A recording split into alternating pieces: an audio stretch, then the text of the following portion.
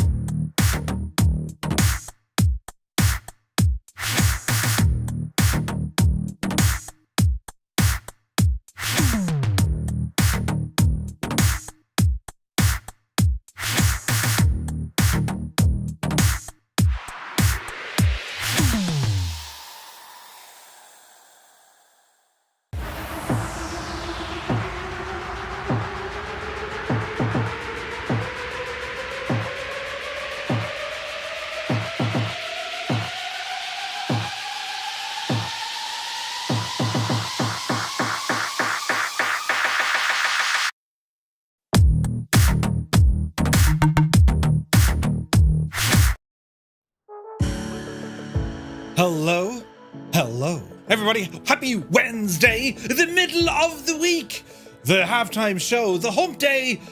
It's time for the news.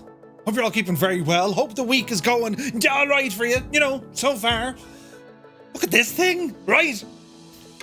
So you're all very welcome along. Tonight on the show, we bring you up to date with all the flight simulation news, making the headlines. We're also going to be checking out this thing, the XF-11. The Howard Hughes machine, and this is brought to us by Flying Fries. Then a little bit later we have a Challenger, a Challenger 350 released by Sim Federation, and we're going to be keeping ourselves up to date with all the leaderboards and the stats from Firefly Air. It's just right. I mean, where would you get it?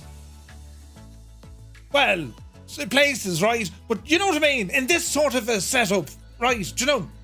So I hope you're all keeping very well. Right, we'll start at the beginning. So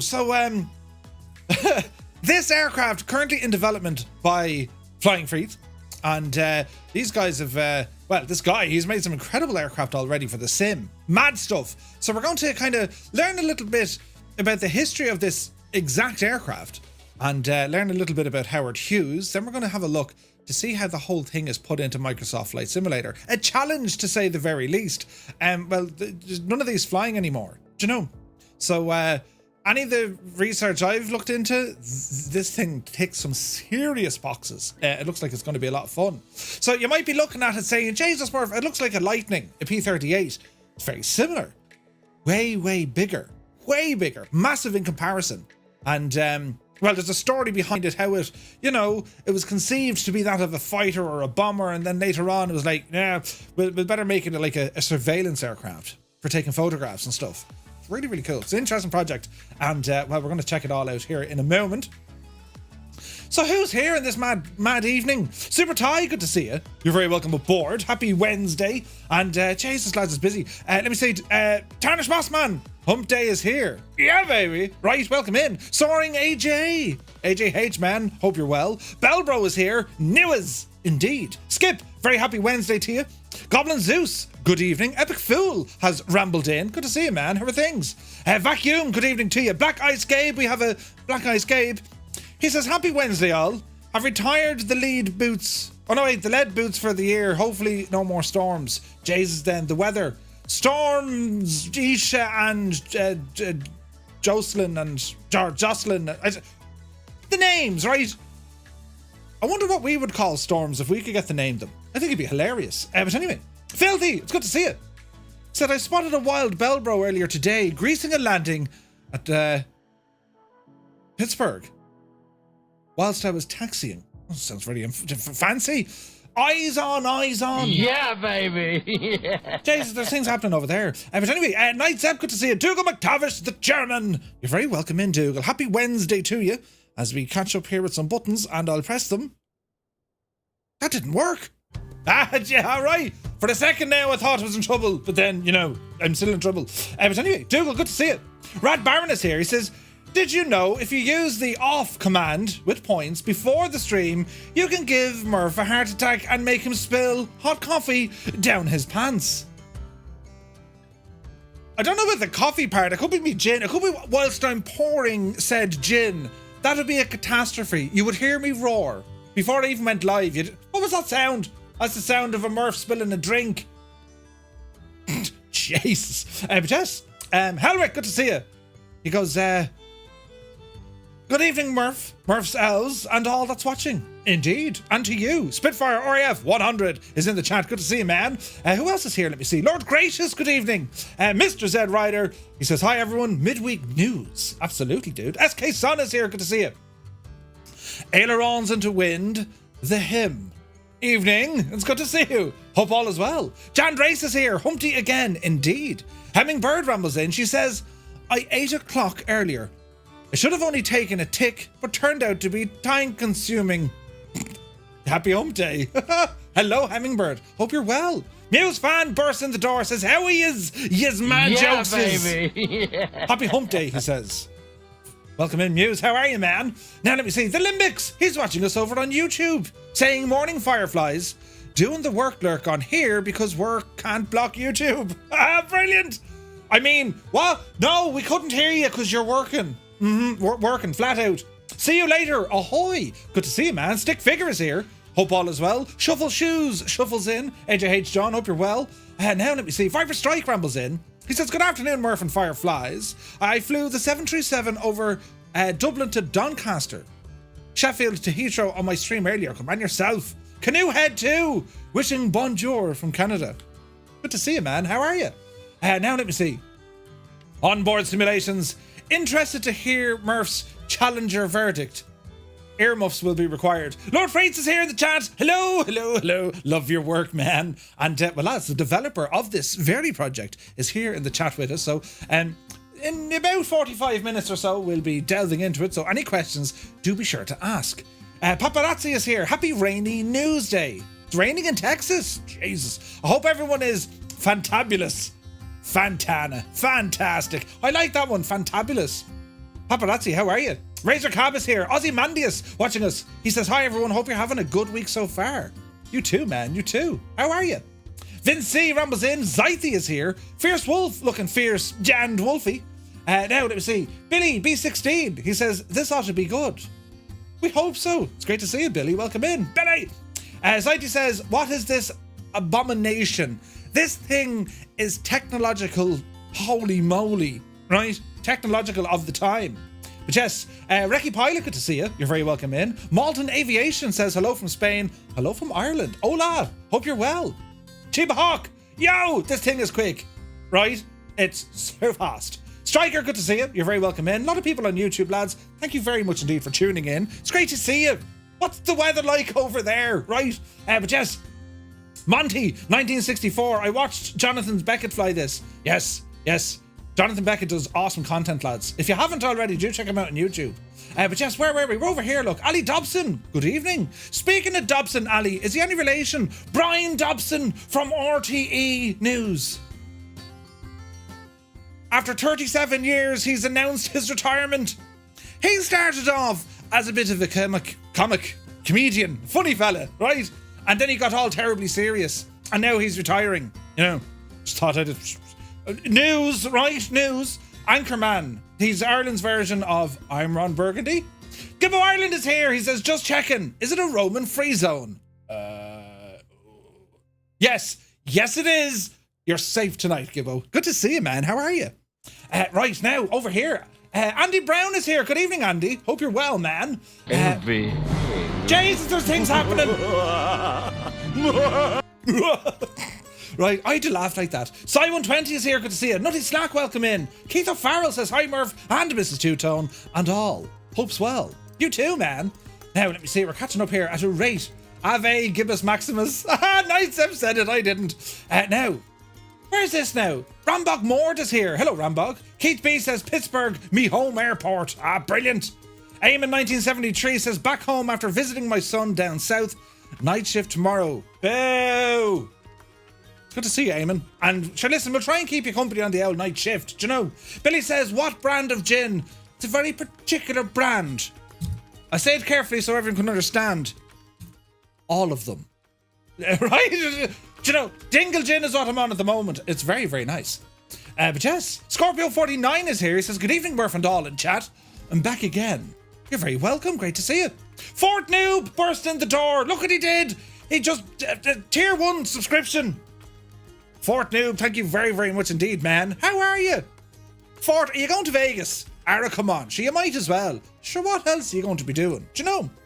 Welcome in. Sean Dale is here. He says, hello, everyone. Hope you're all having a great week. Won't be staying long. Sorry, bad night. That's okay. Sean Dale, that's quite okay. If you can't stay long... What was that? If you can't stay long, watch back tomorrow. We'll do an entire segment of just, you know, awkward faces looking at the camera. Oh, wait, that reminds me. Gibbo, I didn't do the thing yet. Right? Hang on. I wonder could I get away with this for a second. Oh, no, I'm too small on the screen, lads. I'll do it later. I won't take up your time with it. The things you have to do. Don't let anyone see me. I'm going to be pulling some mad faces. Thank God I finished that conversation. Right, Rogue Wolf Gaming, good to see you. Rogue here USA, you're very welcome aboard. Tarmo 10K, good to see you. Big Al's playing. He says, is this the plane that nearly killed Howard? Yes, it is. Did you ever watch The Aviator? So, we'll go through the history. But anyway, Leonardo DiCaprio was born in... Well, it wasn't Leo, but he played the part, right? He started off his career on Titanic. Didn't turn out well. He died. After that, then he started building aircraft. And, you know, true story. Jess, let me say, Steve Stavros, you're very welcome. Good to see you, man. My work is weird. It doesn't block Twitch, but it blocks the chat, says Muse Fan. And that is weird. Sterling58, good day. Welcome aboard, man. Hope all is well. Epic Phil says, I would go over to YouTube, but Murph in 4K gives me nightmares. Right, do you know? Make sure the telly's up over the mantelpiece. It works a treat. Rogue Wolf Gaming, or English Murph, you can do it. I can do it. Rogue Wolf Gaming, cheering 100 bits. Thank you very, very much indeed. Cheers, man. You stay classy, Tipperary. No, he was, well, Dublin, Ireland, like, we don't have like little independent news channels. We're not that, it's a terribly small island over here. You know what I mean? And you do have like different radio stations, but when it comes to television, yeah, forget it. I think it would be great though, but we just don't have it.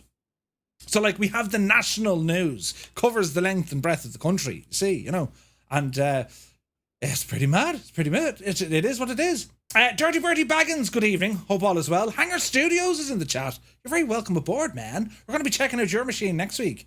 Because, well, updates, and some huge news. Wombat49 is here. Now, Wombat, hide the wallet. This is a good one. Just hide it. Don't let anyone see where you put it. And, you know, send yourself a message tomorrow that you need to find it. Important, right? Important. But yes, grab your parachutes is here. Good to see you. Let me see now. It's all happening now. Augustin Alonso, good evening. You're very welcome aboard. Good to see you, man. Roberto is here. He goes, hi, boss from Italy. Hello, hello. Jesus, say nothing now, Roberto, about, you know, what part of Italy are you from? Tell us, not specifically now, but that neck of the woods. Fort Noob says, I wanted to go this year, but I'm getting married. Not sure I can get the finance on board with a trip to Vegas prior to the wedding. Hang on a second. Fort Noob, you're getting married this year. Right? I reckon we'll bring over the Flying Circus band. We'll play at the reception, you know. I can play the spoons. Gibbo is quite handy on the guitar, as is Muse Fan, as is probably half of the audience. And, well, the rest of us can take part in, like, the choir singing element, you know. And Old Veteran's going to make chili. Right, it'll be a huge do. I'll even wear a shirt, do you know? And I don't wear shirts. But yes, Congratulations, man. A very happy congratulations to the soon-to-be Mrs. Fort Noob. Great news. B. Carlo, good to see you. Murph is too small in the screen. Probably accounts for the small, huh? Hang on a second. Hang on a second now. You think you're being so smart now?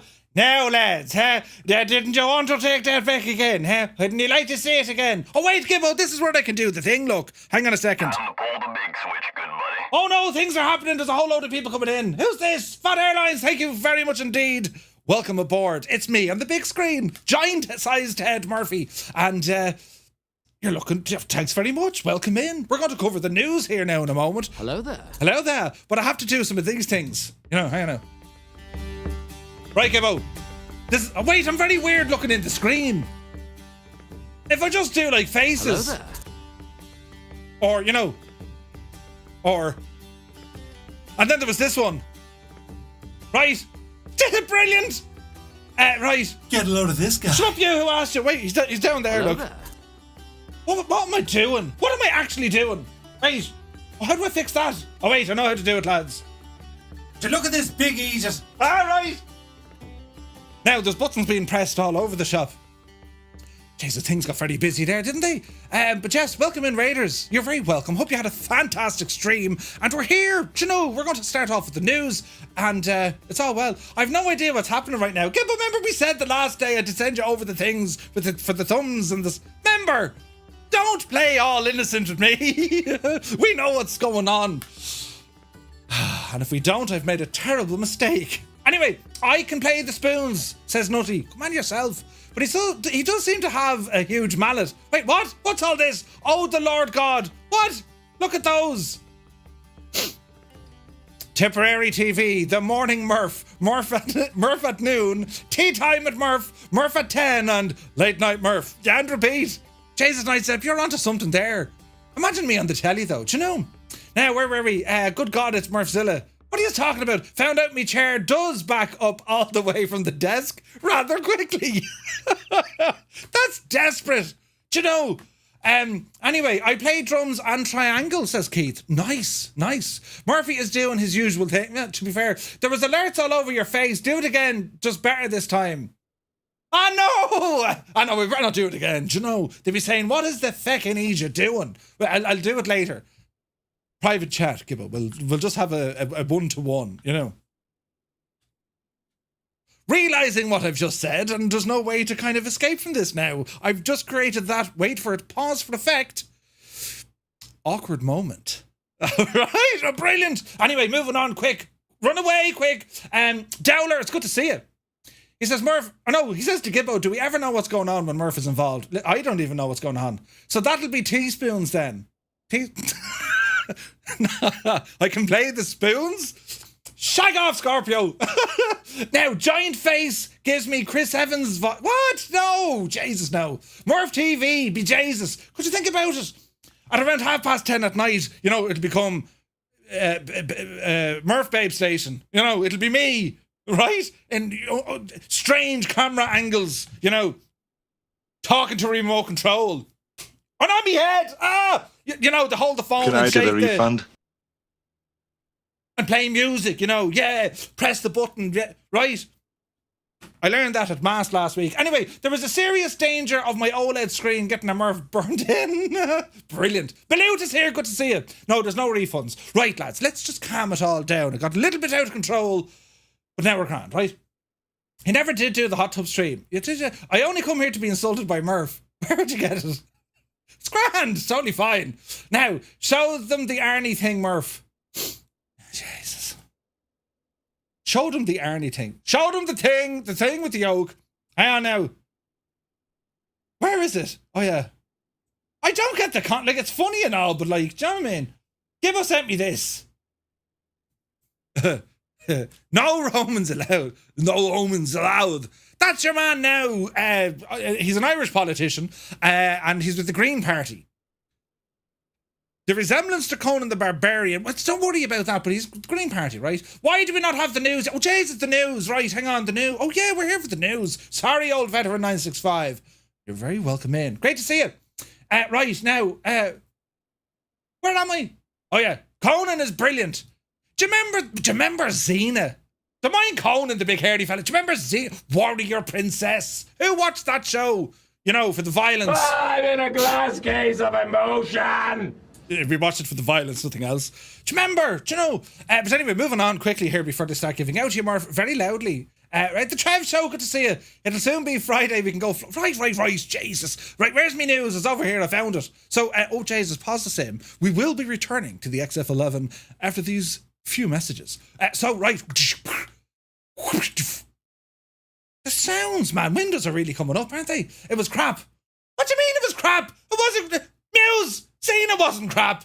Imagine saying that. Jesus. You need a serious talk with yourself, staring, you know, into the white of your eyes, looking in a mirror.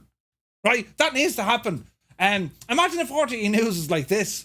We'd have a lovely country. The best thing about the news is that Murph reads everything to us. Ah, balls. I've just been vipered. Jesus, we're not even into the thing long enough. Vipered. Very bad, very bad. Murph, did you hear about two ducks that were flying into Derry? One says to the second, quack. The second one replies, I'm going as quack as I can. I'm going as quack as I can. Ah, that's brilliant. That is brilliant. That's absolutely brilliant. Go quack. That's brilliant. Right, moving on. We've a show to do here now, right? All the messing is out of the system. So tonight we start off giving a shout out to the excellent msfsaddons.com. Yeah. Big shout out to Vasco, hope all as well. We also have news coming in this evening from the guys over at FS Elite. Hello to Callum and everyone there. And indeed, Sergio Costa over at Heli Simmer. They're pretty much where I go to get the news and spend hours researching it.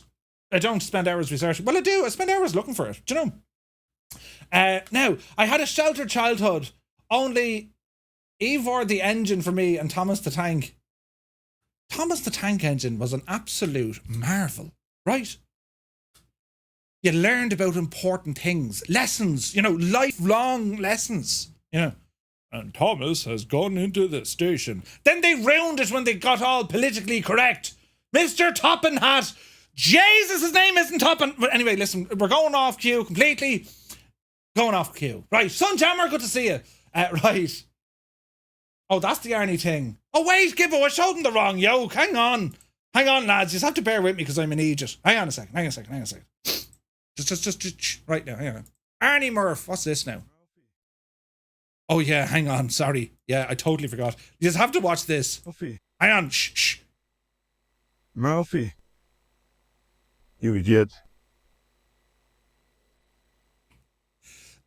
Hours of work, and very important that we share these things with the live studio audience. Very important. But anyway, let's move on with the news, shall we? That was Gibbo, by the way, wasn't Arnie. Gibbo can sound like Arnie. He never told us. Some say that's how we got engaged. Huh? Yes, it is an iPad. Oh, yes. Yes. I said please. Come here, oh Jesus. The battery's only at 51%. No, it's not good enough. You'll have to charge it. Don't make unnecessary sandwiches. No, you're one. What's her face? Teresa something. Who's in charge? I'm in charge. You haven't a clue Right. what you're doing. It's a very stressful evening. Ivor the engine. Huh? Anyway, ours, what? Funnier in the right context. Thanks for ruining it. Wouldn't be like me to make a balls or something. Anyway, lads, let's go with the news. We get to fly an FPV racing drone in Microsoft Flight Sim with PESIM or PESIM, or PESIM's their latest release. It's a drone, right? Pilot Experience Sim, known for their airports and the interesting Mall M7 that was released last year, well, they ventured into a new territory with the introduction of a new kind of flying machine, a racing drone. Priced at just €4 or $4.99, available exclusively on the marketplace, this intriguing new add-on allows simmers to engage in activities beyond conventional Captain, flight simulation. how soon can you land? I can't tell. You can tell me I'm a doctor. No, I mean, I'm just not sure. Or can't you take a guess? Well, not for another 2 hours. You can't take a guess for another 2 hours? No, we can't. I really hope you can hear those alerts, because if you didn't, I'd just pause and be quiet. Anyway, beyond conventional flight simulation, which may or may not be of interest to you, but of course, each to their own. PESIM or PESIM, they're clearly inspired by real-world drones to create this model for the sim. The developer says that the design and functionality of the drone FPV Racer are notable highlights. Furthermore, they assert that the drone's custom-coded flight model offers a genuinely immersive and fun flying experience. You fly a drone, right? You fly a drone. Now, there could be a bit of crack with this, considering the size of these things and, you know, getting them in and out of some very tight places, right? The drone's cockpit view is, as expected, simulating the first-person perspective that a real-world FPV drone pilot would experience. They basically get the view of the drone's onboard camera, which is transmitted wirelessly to a headset worn by the pilot on the ground. From this perspective, the pilot is able to see the world from a different angle, often with the aim of capturing dynamic videos and photographs from a bird's eye view. The drone cam can also be flown in the external camera, as is possible with every other aircraft in the sim.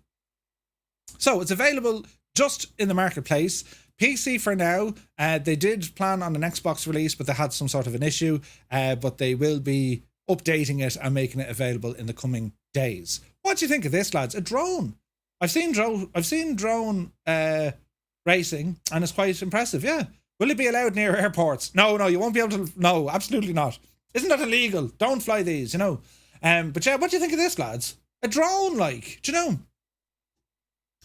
I wonder what, so like the features, like, because it's not technically your conventional aircraft, I hope there's many features, as in you can customize it. You know what I mean? But it looks beautifully modelled. I'll give them that. It looks very nice. I used to race those things. Really? The VFR Pilot. Nice. Drones are cool. Love the aerial footage. Lads, do you all own drones? Us aviation aficionados. We love aviation and all things to do with it, in particular flight sim. But what about drones? Can we get some number ones in the chat if you own or you owned a drone? This would be interesting. But yes, let's get the old answers up. So we'll move on and we'll go back to it. How many people have drones? It'll be interesting. SoFly introduces Aircraft Lighting Pro to enhance default aircraft lights in the sim. SoFly set to launch a new mod for Microsoft Flight Sim, the company known for the most comprehensive guide to Flight Sim, the Weather Preset Pro, Landing Challenge Pro, and Animals for Microsoft Flight Sim. They're now focusing on enhancing all the default aircraft in the sim with a range of upgraded lighting effects. Aircraft Lighting Pro aims to make default aircraft lighting more vibrant and realistic.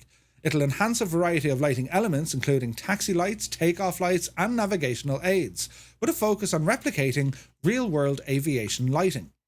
The add-ons developers have emphasized realism and meticulous design in their approach.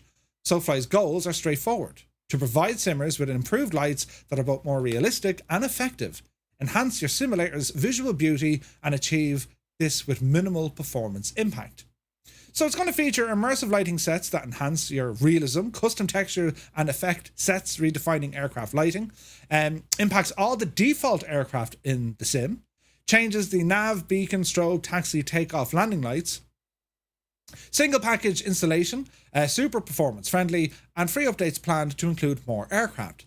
It's going to be released tomorrow at a price of £7.99 or $9.99 US. Initially, it'll be available on PC through Orbx and SoFly, with plans to expand PC and Xbox platforms shortly after. A trailer for Lighting Pro is scheduled to release at some stage today, and it's expected to showcase the enhanced visual capabilities. So we only have a couple of shots here. Now, anyone who uses this, well, you know very well there's a freeware modification on flightsim.to that you can enhance your aircraft lighting. However, you're a little bit kind of restricted on Xbox. You kind of have what you have, and you have to rely heavily if the aircraft developer have, you know, customized it themselves. I think the lighting in Microsoft Flight Sim when it comes to your aircraft, it is very beautiful, but some of the aircraft, I don't think they're strong enough, particularly on the ground. Some aircraft are kind of better than others. It's an interesting project, but I need to see more. What do you guys think? I mean, a tenner to have better lights? I mean, like, do you know what I mean? It's hard to call, isn't it? I have a drone, but I hardly ever fly it. Jeez, there's a good few of you with drones. Let me see. 1, 2, 3, 4, 5, 6, 7, 8, 9, 10, 12, 13, 14, 15. There's about 17 or 18 of you with drones. Interesting. No drone, but I received the license to fly over 250 grams. Nice. That's pretty cool. Yeah, I'm doing my drone license with the IAA. Yeah, 100%, Keith. You can get a little license for that. But like, there's loads of rules and restrictions with drones. Do you know? Naturally enough. But anyway, look, that's interesting. SoFly, I like SoFly. They've done some awesome add-ons. Aircraft Lighting Pro, we should expect to see this tomorrow, and at some stage a trailer. So someone keep an eye out. If the trailer drops, we'll show it here as well, right? Now, news of Aerosoft. We put this on Discord, on YouTube, and sure, we'll chat about it tonight briefly. Well, they've delayed their Airbus A330. Huh? Yep, they said, no, we're going to wait now and align it with the release of Microsoft Flight Sim 2024. Now, I happened to ramble over to Twitter, where Aerosoft made their official announcements, and I have to say, there was a lot of feedback. A lot of kind of angry feedback, to be honest. What do we think on this? So Aerosoft, you know, they've been saying, yeah, we're going to be giving you this aircraft. They've said it for such a long time. You know, the A330, it had a lot of interest. We were hoping it was going to be this, it was going to be that. And then they kind of pull the plug and say, no, actually, no, it won't be coming out until Flight Sim 2024. Raising all sorts of speculation. You know, is this going to be partnered with Asobo or, well, we don't know. Asobo did show an Airbus A330 in their trailer. That's long before this announcement, so it's unlikely Aerosoft are doing this for that. In saying that, you know, I don't know, is it because of the development cycle, or is it because of the competition that's forcing Airsoft to delay what they're currently working on to make it better or make it more complete? That's kind of where the question is here. Some people, you know, they'll flew off the handle, just give it to me today. And, you know, a lot of those folks would be the same folks who complain saying, it's not finished. Do you know what I mean? Like a developer, you're kind of damned if you do and damned if you don't. They announced to say, listen, this is where we're at, lads. If they didn't say anything, do you know what I mean? But what are your thoughts on it? For me, it's a little bit of a worrying sign for me. That's how I take this, or I can see this, because I'm kind of thinking, what do Airsoft know about Flight Sim 2024 in terms of how long it is away? I mean, you can only guess. I reckon August, right? But are other developers going to follow suit? Are they going to say, hey, that's a great idea. We'll be the first aircraft ready to release day one purchases for the new sim. It's a ballsy move, right? Absolutely ballsy. Because who could happen? Trailers in my Discord. Brilliant. Brilliant. Hang on a second. Good man yourself. Now, I don't know how we're fixed playing music here, because it's, do you know what I mean? So we won't play the music. However, we'll do one of these. Here's our Lighting Pro, lads. Let's have a gawk at this, right? And we'll play a bit of music here to it as well. And let's see what this SoFly gadget is all about, shall we?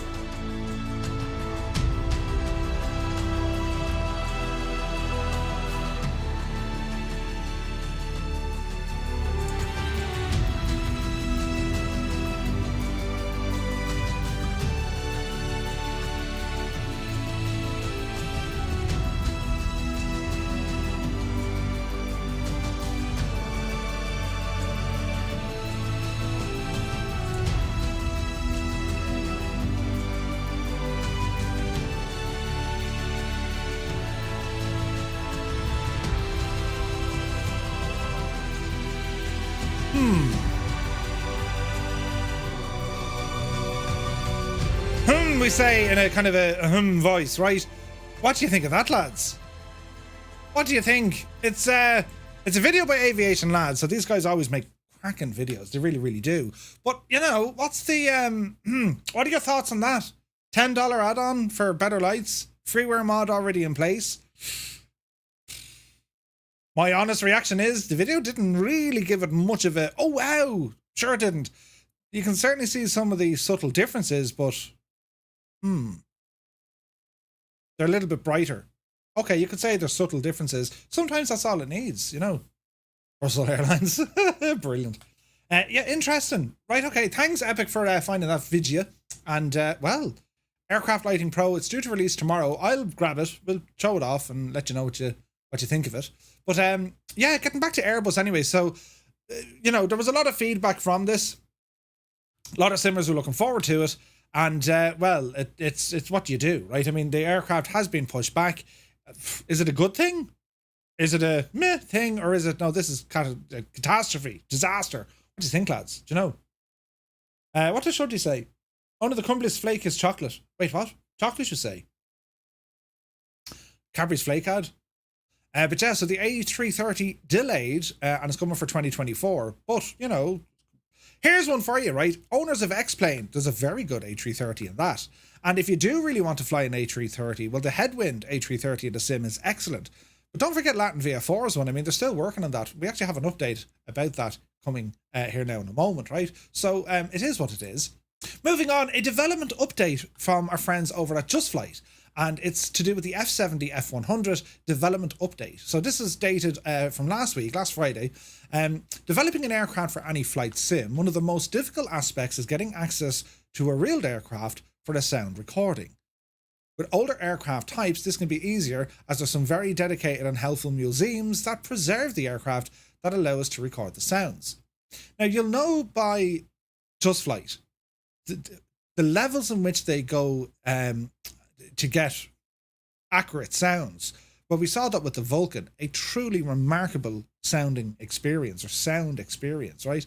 Well, we can see here now that Mike over at Sim Acoustics shares his experience of the day, because he got to ramble out to find the last operational aircraft based out in the Netherlands, and a couple of photographs. These are real world, so you can see what they have to do in order to like power up the aircraft and get all the sounds. And this is what Just Flight kind of chased down. That's they want the real sounds, and I thought this was quite brilliant, considering we look at aircraft developers and what they have to work at in terms of researching, getting the model built, or maybe they build the model themselves. Therefore, they're looking at measurements, they're looking at the materials, then you have to texture it, then you have to put in all your systems, then you have to put in the flight model.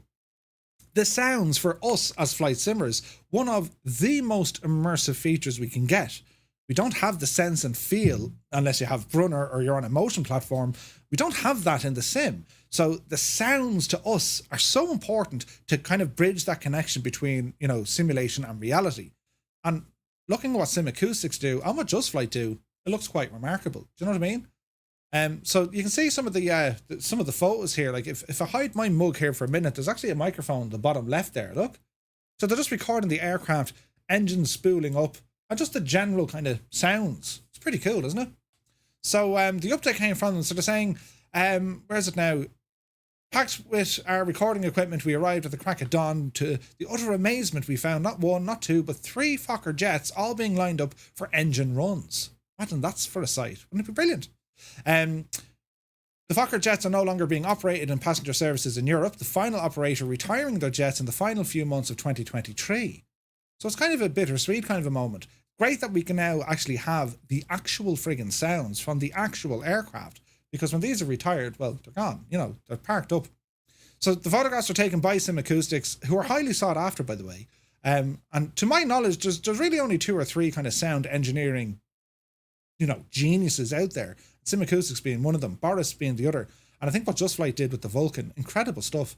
So I just thought it was interesting, but it is an update. Just Flight are still belting away on the F-70, but we know now that their next aircraft release, I think, is the Tomahawk, small general aviation Piper. So I thought that was pretty cool. Now, moving back to A330s, well, LatinVFR previewed the A330 CEO and provides a development update on the current Airbus projects, right? Sneak preview of the upcoming engine options coming to the A330 CEO, and also a quick update on the A340. LatinVFR taken to social media to inform the community of the status of several Airbus projects currently in the works, covering the A330, the A340, and then the A330 CEO as opposed to the NEO or the NEO. There's also a quick preview with some liveries coming to the A321, including the A321 P2F. If you like Airbuses, do you know? So starting with their A330, LatinVFR shared a number of screenshots from the development team. They're working on 3 engine sets, including the General Electric, Pratt & Whitney, and of course the Rolls-Royce engines. The team said that they have multiple teams working around the clock in order to get these out as soon as possible, whilst making sure that they meet their standards. The A330 200 CEO is coming first, followed by the 300 CEO with all engine variants. And you can have a look at them here. I mean, they look pretty. Does anyone have the LatinVFR stuff? Look at the difference. Like, do you know what I mean? You gotta love the details. Be interesting to see how the sounds go. Those Rolls Royces, they look fabulous. They look fabulous. But anyway, the A340, it's almost done. And they said that once the new update of the 330 Neo is out, then they can finish what's needed on the A340. It includes electrical fuel and screens, performance for the 4-engine aircraft. LatinVFR said in the coming days and weeks, we should get a better idea of how the A340 is looking. It's quite good. Another aircraft many people are experiencing right now is the A330, the 900 variant, currently undergoing a huge update, which has completely new custom avionics. Again, like the A340, more information on the Neo will come soon. And then finally, LatinVFR treated us to some previews of the liveries that they've been working on for the A321 and the P2F model, which are here. So they're working on some stuff. Can you guess the airlines? Well, that one you can. DHL, Vanza, PSA. PSA, that's just American Airlines, but PSA livery. That's interesting. Aegean. Like, usually LatinVFR, like, they focus a lot on the liveries and, you know, they do the interiors as well. They tend to kind of just take the default Asobo aircraft and do a little bit of, you know, they sprinkle a little bit of magic on it, you know? I don't have it. I don't speak Latin, and I've only Greek I've picked up from the Monday, or the Murphy Monday Club. Brilliant. I think payware add-ons you have to transfer, or they will transfer over the flights in 2024. We hope so. They're not bad for entry-level simmers, says Bossman. Yeah. Some devs will try to charge twice. Indeed they will. I think payware add-ons, yeah. Some will charge twice. Some won't. I read somewhere that this year-long wait list to get the likes of the WYs to do recordings for a dev. 100% Gibbo.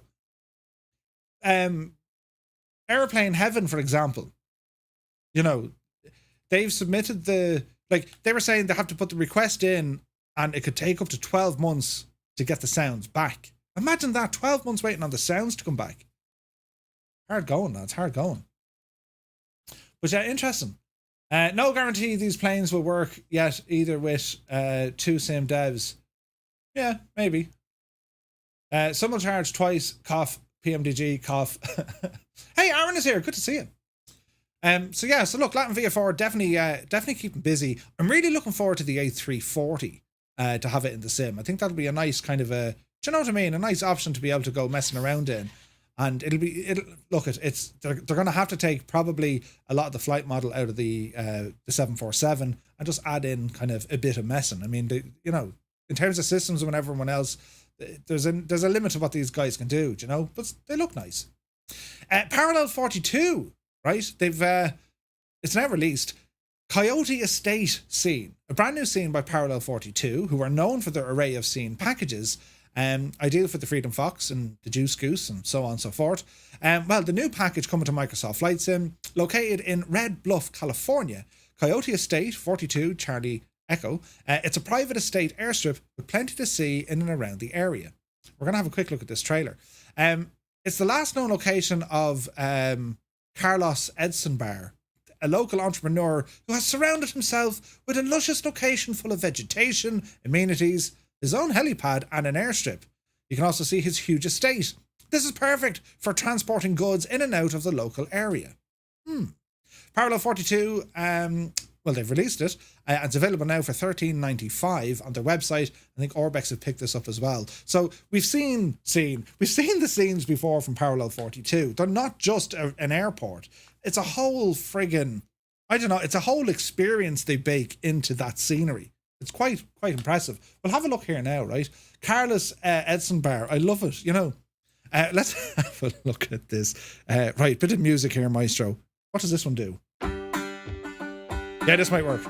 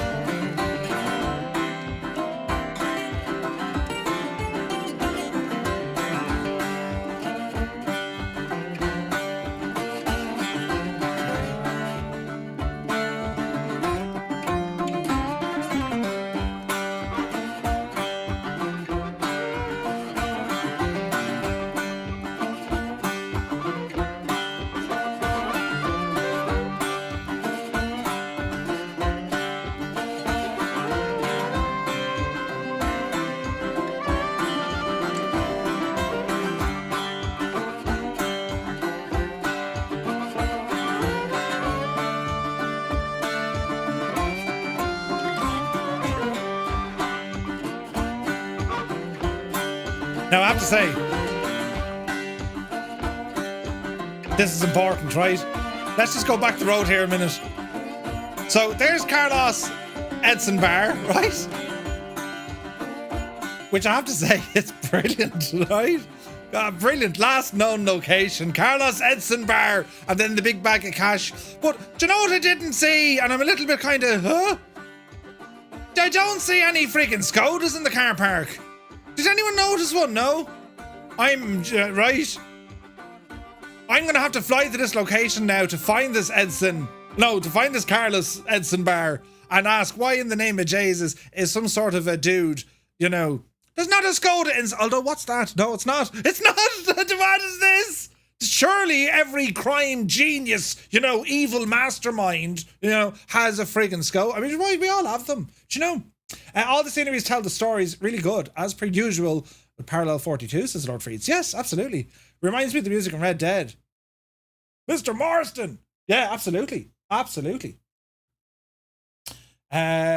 Jesus, lads, we have breaking news from Gibbo Ireland. One moment, lads, breaking news. I need like an alert or something. Breaking news. Hang on a second. Gibbo, where are you? You're over here. Hang on a second.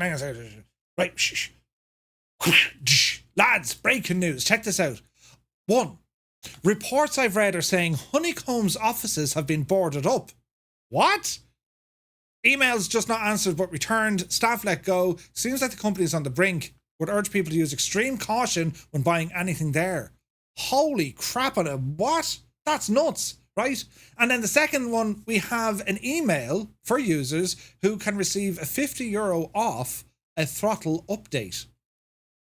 Ooh, let's have a look at this. So we'll open that. Have a gawk. $50 off, lads. The Mongoose throttle. Ah, Jesus. That was on my list to get, and now it's going to be hard to deny it. Who has the Virpil Mongoose? And because, like, it is that good. I know who hasn't. They say it's brilliant, right? But that's huge news, Gibbo. Have we a source on that by any chance, Gibbo? Honeycomb. Do you know what I mean? Low-Tech has it, it's amazing. Spitfire has it, it's amazing, yeah. Breaking news from Gibbo, yeah. Please sign your Twitch posts and your real names so we can feel... Oh dear, Quart, really? Is Mr. Two-Tone watching? No, not yet. Dragon has it as well, yeah, brilliant. That's huge. 50 quid off, lads. That's good, right? The reviews and the Virpil stuff. I have Virpil equipment. I have the VPC Warbird base and the Constellation Alpha joystick. It's a friggin' game changer. When you go, and like, I love Thrustmaster, but like, man alive, you go to Virpil, different kettle of fish. Different kettle of fish. But yes, I have Honeycomb. Am I in trouble? I wouldn't say you're in trouble. I mean, their products are fine, right? However, if that's news that the company are, like, what did Honeycomb announce at Flight Sim Expo? They were talking about this new cockpit setup using screens that kind of, you know, you put them all together and for not a whole lot of money, you have a full cockpit, right? The Warthog throttle is still working well. Yeah, Yeah. Lots of negative stuff on the Honeycomb Discord. Oh, really? The source was someone who drove past their offices. That's huge news. But like, if we look at Honeycomb, now we can't, it's breaking news, it's unconfirmed, right? We heard it from this mad Irish fella, right? However, Honeycomb, well, we know they've struggled with their supply chain, something fierce, something absolutely terribly fierce. It'd be interesting to see now what's happening, you know? Yeah, the USB hub. Well, it wasn't just a USB hub, right? Honeycomb, right? Hang on, let's have a look. Honeycomb flight. There we go. Check here for alpha flight controls setup. That's okay. The alpha stuff, yes. Fly Honeycomb, yes. This is where's the stuff that were showing their new products? Let me see. Customer support. We'll be ringing them for the crank. Let's see here now. Support. Contact customer support. Regional support. Customers outside US, Canada, Middle East. Okay, yeah. Customers outside, where to order if you're located. Okay, so we can't talk to them. Who do we contact? Who do we talk to? Last updated 2 years ago. Ooh, right, okay. What's that comment? A year ago. It's all a year ago. Hang on, 4 months ago, 3 months ago. All right, okay. Have the courts involved? Jesus. Where was their new products? Do you remember? We saw them at FlightSim Expo. Where's it now? Downloads location, customer support, FlightSim hardware. What is it in there? You can't just have to contact them. Oh no, you can't. You just have to contact them in their Discord. Obviously unconfirmed. Point is though to use caution. That's all. 100%. So yeah, lads, there's a story breaking, and well, use caution. You've heard a rumor or unconfirmed report that there seems to be problems in the camp of Honeycomb. If you're about to buy directly from them, use a bit of caution, bit of common sense until they can kind of clear up that. Do you know what I mean? But great find, Gibbo. Thanks for that, man. So yeah, where do we go from there? So yes, the Parallel 42 Coyote Estate scene has been released with no SCOTAs. It looks very good though, doesn't it? It looks class. An entire scene, lads. That's what we want. So moving on, Denmark's second largest city is, how do you pronounce this one, lads? Is it Aarhus? It's Echo Kilo Alpha Hotel. Comes to life in Microsoft Flight Sim with SimNord's latest release, a brand new scenery. Serviced by a variety of international airlines and with facilities for military aviation activities, the airport has 2 runways, both over 2.7 kilometers in length. IFR pilots can fly either the ILS, the RMP or NDB approaches to the 45-metre wide runway, or a visual approach to the much narrower 23-metre wide runway. SimNord, the Danish scenery developer, previously released sceneries for Aalborg and Billund in the sim, as well as various sceneries back in P3D and FSX. This scenery from SimNord, you can pick it up over in Sim Market for about €14. So, some nice Danish scenery, you see. Our house is in the middle of our street. Very good, Si. Very good. That's a cracking tune, isn't it? But anyway, there you go. If you like flying in Denmark, it has both civilian and military use, which we like, and it looks to be it's nice, isn't it? Nicely detailed. I'm not sure if I have any of their products. Hey, Twisted Mexican is here. Good to see you. Interesting. Very interesting. I saw people modding it to work right. You can't buy anything from the store. It's been out of service for months. Folks on occasion. Oh, that's under the Honeycomb all veteran, is it? That's mad, lads, isn't it? I'm sure there's a lot of us in the chat who have Honeycomb products. Have you any issues with them? Like your own stories of tech support or otherwise? Do you know? Nice airport, this one. I don't have any products, I think, from SimNord, so I might pick this one up just to give it an old blast. It looks like an interesting location. But anyway, you can pick up the airport over on simmarket.com. SimNord releases Aarhus Airport. Our house, I don't know. It looks nice. So Imagine Sim, well, they've released Singapore Airport. Whiskey Sierra Sierra Sierra. Are you itching for a major international airport to fly to in Microsoft Flight Sim? Well, Imagine Sim might have just the perfect pick for you. The latest release invites us to visit one of Asia's most important and impressive aviation hubs, Singapore Changi Airport. This is an opportunity to experience the hustle and excitement of an airport consistently voted as one of the best in the world. Singapore Changi is now on its way to recovering the pre-pandemic passenger numbers that reach nearly 70 million passengers per year. Currently in a transformative expansion set to be completed by 2030, it includes a new 4-kilometre runway and 40 kilometres of taxiway, Jesus, reflecting the airport's vision for future growth. ImagineSim's rendition of the airport attempts to capture this evolving infrastructure, offering a unique blend of present and future landscapes. Some of the key features: updated runways and taxiways, high-definition textures, optimised performance, and the inclusion of the midfield Terminal 5 construction area. Custom visual docking guidance systems, their bespoke operations centre, configurable GUI and interactive jetways, efficient scenery loading, like here and that, and a comprehensive 52 square kilometre coverage of the entire area. It's available over at ImagineSim's website. It's priced at £19.99. That's a fairly hefty price for scenery. But we can see here from the screenshots, well, this looks kind of nice. Has anyone flown into Singapore in the sim? You know, the long haul flights. It's a huge airport. And there's a bit going on in terms of scenery around it. There's no kind of photogrammetry, which is a bit of a shame, but what can you do? It's a beautiful looking airport. Look at that terminal look. Stunning. Wonder what the night lighting is there. What are your thoughts on that? Singapore? Are we all going to Singapore? Looks nice. So that's available right now. Now, another quick update. Passenger 2 releases live pricing feature in the latest update. The popular passenger and crew simulation add-on for Microsoft Flight Sim has announced an interesting update aimed at putting the fun into flight pricing. The new feature, live pricing, introduced in version 1.1.1.0, binary code, of the software, well, it's a free update for all users. Launched in November 2023, Passenger 2 quickly garnered attention in the Flight Sim community for its approach to enhancing the in-game passenger and crew experience, with hints of airline business simulation as well. The add-on has evolved through several updates, each incorporating feedback from its user community. So what exactly is live pricing? This innovative feature allows users to dynamically set ticket prices within a 45-second booking window. The concept is to simulate a more realistic and challenging pricing environment in real time. Users face the decision of balancing ticket prices to optimize seat sales while generating higher revenue, mirroring that of the real-world airline strategies. Scott Thompson, lead developer of Passenger 2, commented on the new feature. This new feature will require some strategy, he noted. Live pricing is a new feature of its kind and takes Passenger 2 to a new level. Looking ahead, Passenger 2 plans to introduce more unique features, including aircraft upgrades, leasing options, and maintenance aspects. Interesting. Has anyone used this product?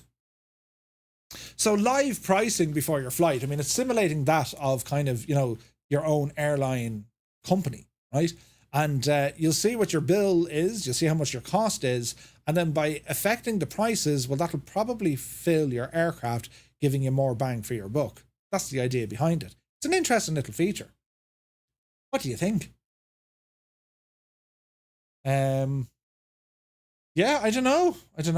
Demo are 30 minutes from stand, so slow.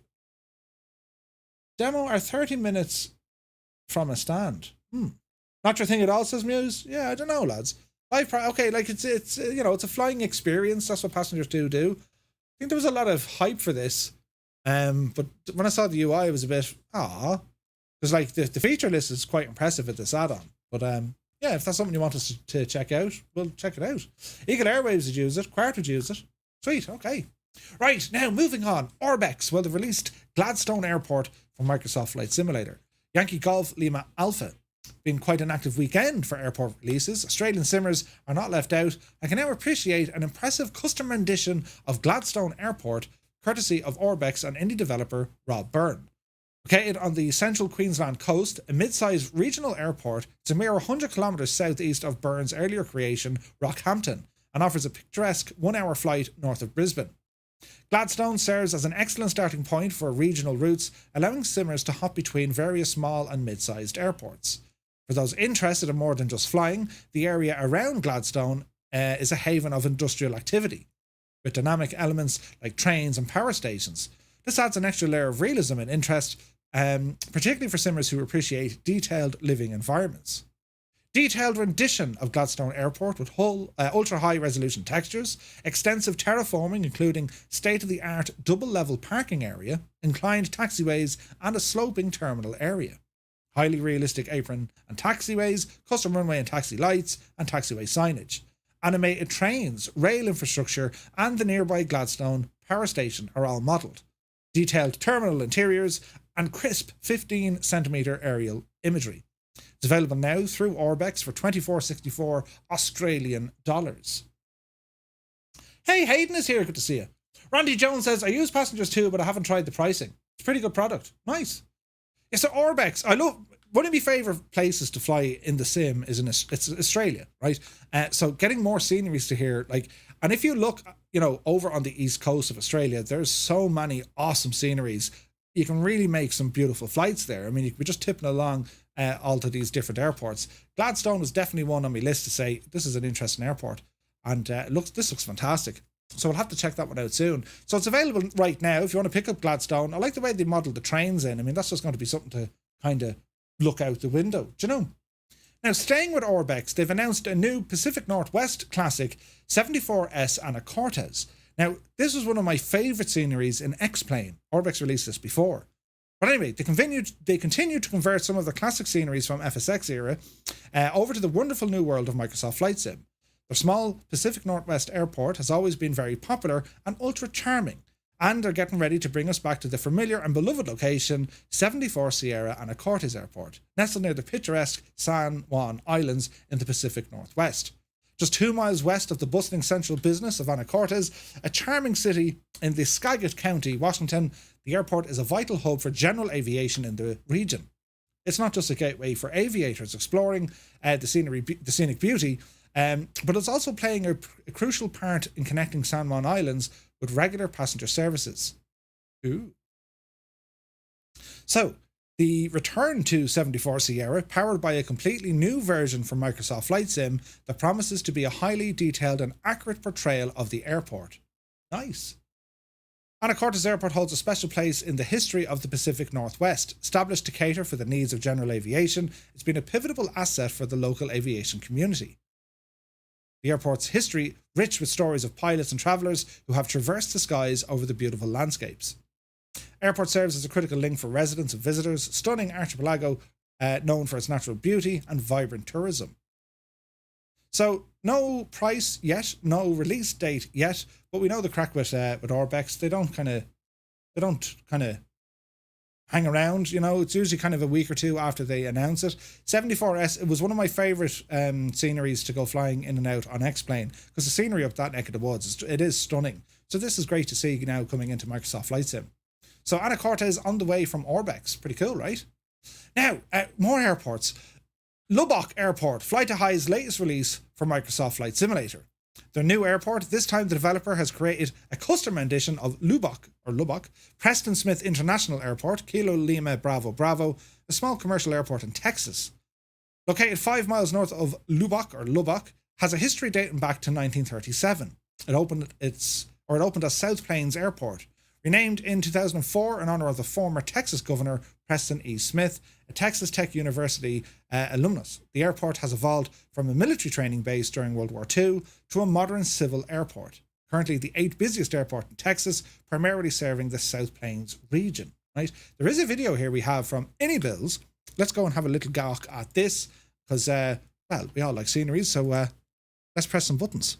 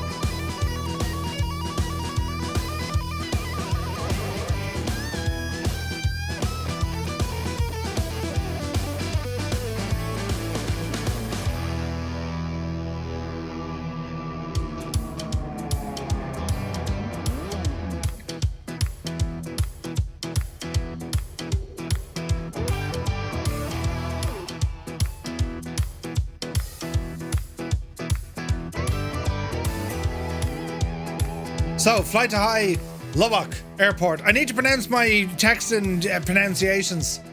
That looks pretty nice. I will say, though, that looked a bit kind of dodge. Dell DC-3 kind of texturing. And some of the texturing in that video. I'll have to grab it and take a closer look. Interesting. Anyway, so yes, the Flight to High version, or Flight to High's version, promises high fidelity virtual scenery for simmers to immerse themselves in the sim. Scenery features handmade ground textures, custom night lighting, performance-friendly optimization, and detailed models of the airport buildings, objects, and surroundings. It's available for about $15 over on the AnyBuild store. And this scenery marks Flight to High's 8th project for Microsoft Flight Simulator. Do you know? Ironic that you just pronounced pronunciation wrong. Pronunciation? What did I say? Words are hard, right? Do you know? And I have so much to say and so little time to say it, I tend to mash them all together. That's my excuse. I'm sticking to it. Two-Tone Murphy is not an endorsement of the Irish education system. No, he was just absent from a lot of classes. But yes. Yeah, you get ZZ Top music when you land at the airport. Yeah. Brisket. What do you mean brisket? But yes. There we go. Another airport on the way. Now, this is releasing next week, lads, as we go to the land of X. Twitter. Get your sunscreen ready, because we're just 1 week away from World Update 16. Is it? 16. The Caribbean. Or as our American friends like to call it, the Caribbean. Right?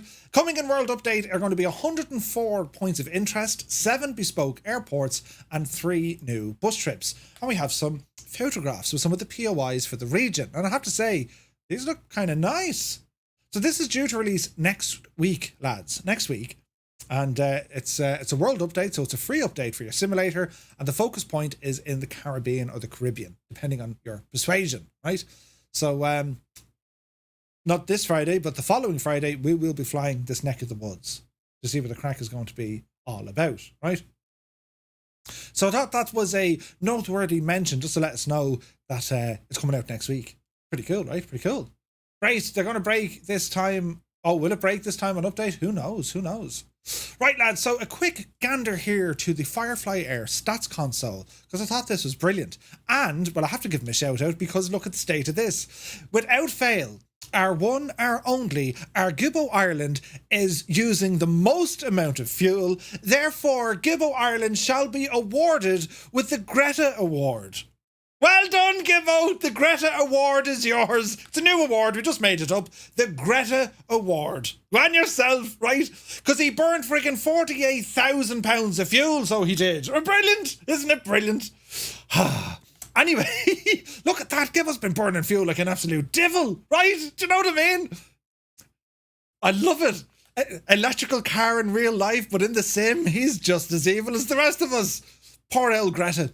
But anyway, these stats, I love these stats, and they're available if you go over to twotonemurphy.com, our community website. And well, Rambog, 6 knots, and all the team have been super busy providing all this information, and it's connected to what is happening through FS Hub, through our virtual airline, which is free to join. So give it a blast. If you may have very little interest in virtual airlines and doing their thing. However, it's a phenomenal way of tracking your flights, and a proper logbook. It's really, really good, and it's free, right? 737 ER with 2 auxiliary fuel tanks. Oops. That's because of all the crashing he does. The fuel explodes. Jesus. Gibbo doesn't crash. What are you talking about, Muse? Anyway, we can see some of the stats here. But we're going to go into the main stats, right? So I thought this was interesting. In the last 7 days, the United States is without a doubt the most busiest region that our beloved airline is flying. We have a brand new hub there in Pittsburgh. The United Kingdom and Ireland also busy. Then we have France, Australia, Japan, New Zealand, Canada, Spain, and Germany taking in the activities of where our pilots are flying. You can also see the number of company routes that are happening on a daily basis. And then we can have a look at some of the landing rates. Sean Dale absolutely nailing it. 2 dogs, Kim Sneed up there as well. Martel, Clarkey, and Paparazzi. Devil Dude, Stick Figure, See You Later, and 6 knots just behind. Pretty cool, right? But we can also see the record count of the experience XP points being generated by some of our pilots. MDA harnessing almost 25,000 XP. Viper Strike in second place, Sean Dale in third, and the list goes on. Gibbo even getting a mention on the leaderboard here as well. The total distance over the last 7 days, MDA has flown 40,000 nautical miles. What? Right, bananas. Gibbo is at nearly 14,000 nautical miles, right? Brilliant. But it's great to see all these stats. I love looking at this to seeing what you guys are actually doing, because the crack is unreal.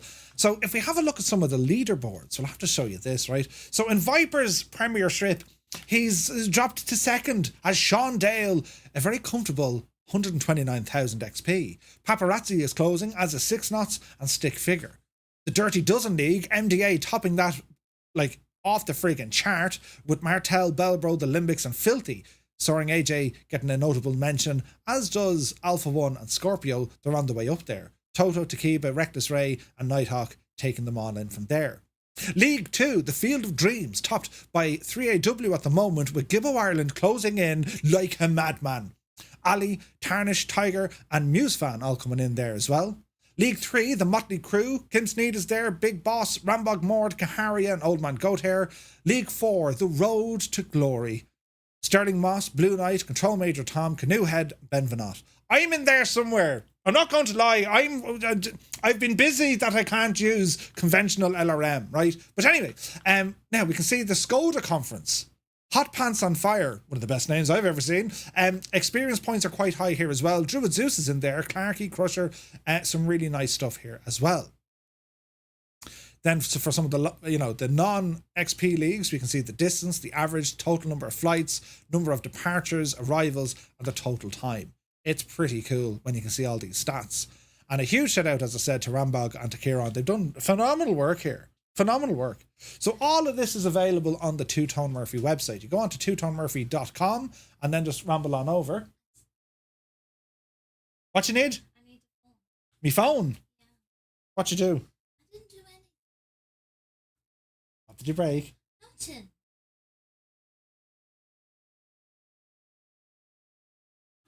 Mr. Two-Tone didn't do anything. She didn't break anything. She just needs me phone. I'll try to gain more XP points lately. Nice. Does FS Hub still show duplicate planes in Sim and Multis? I don't think so.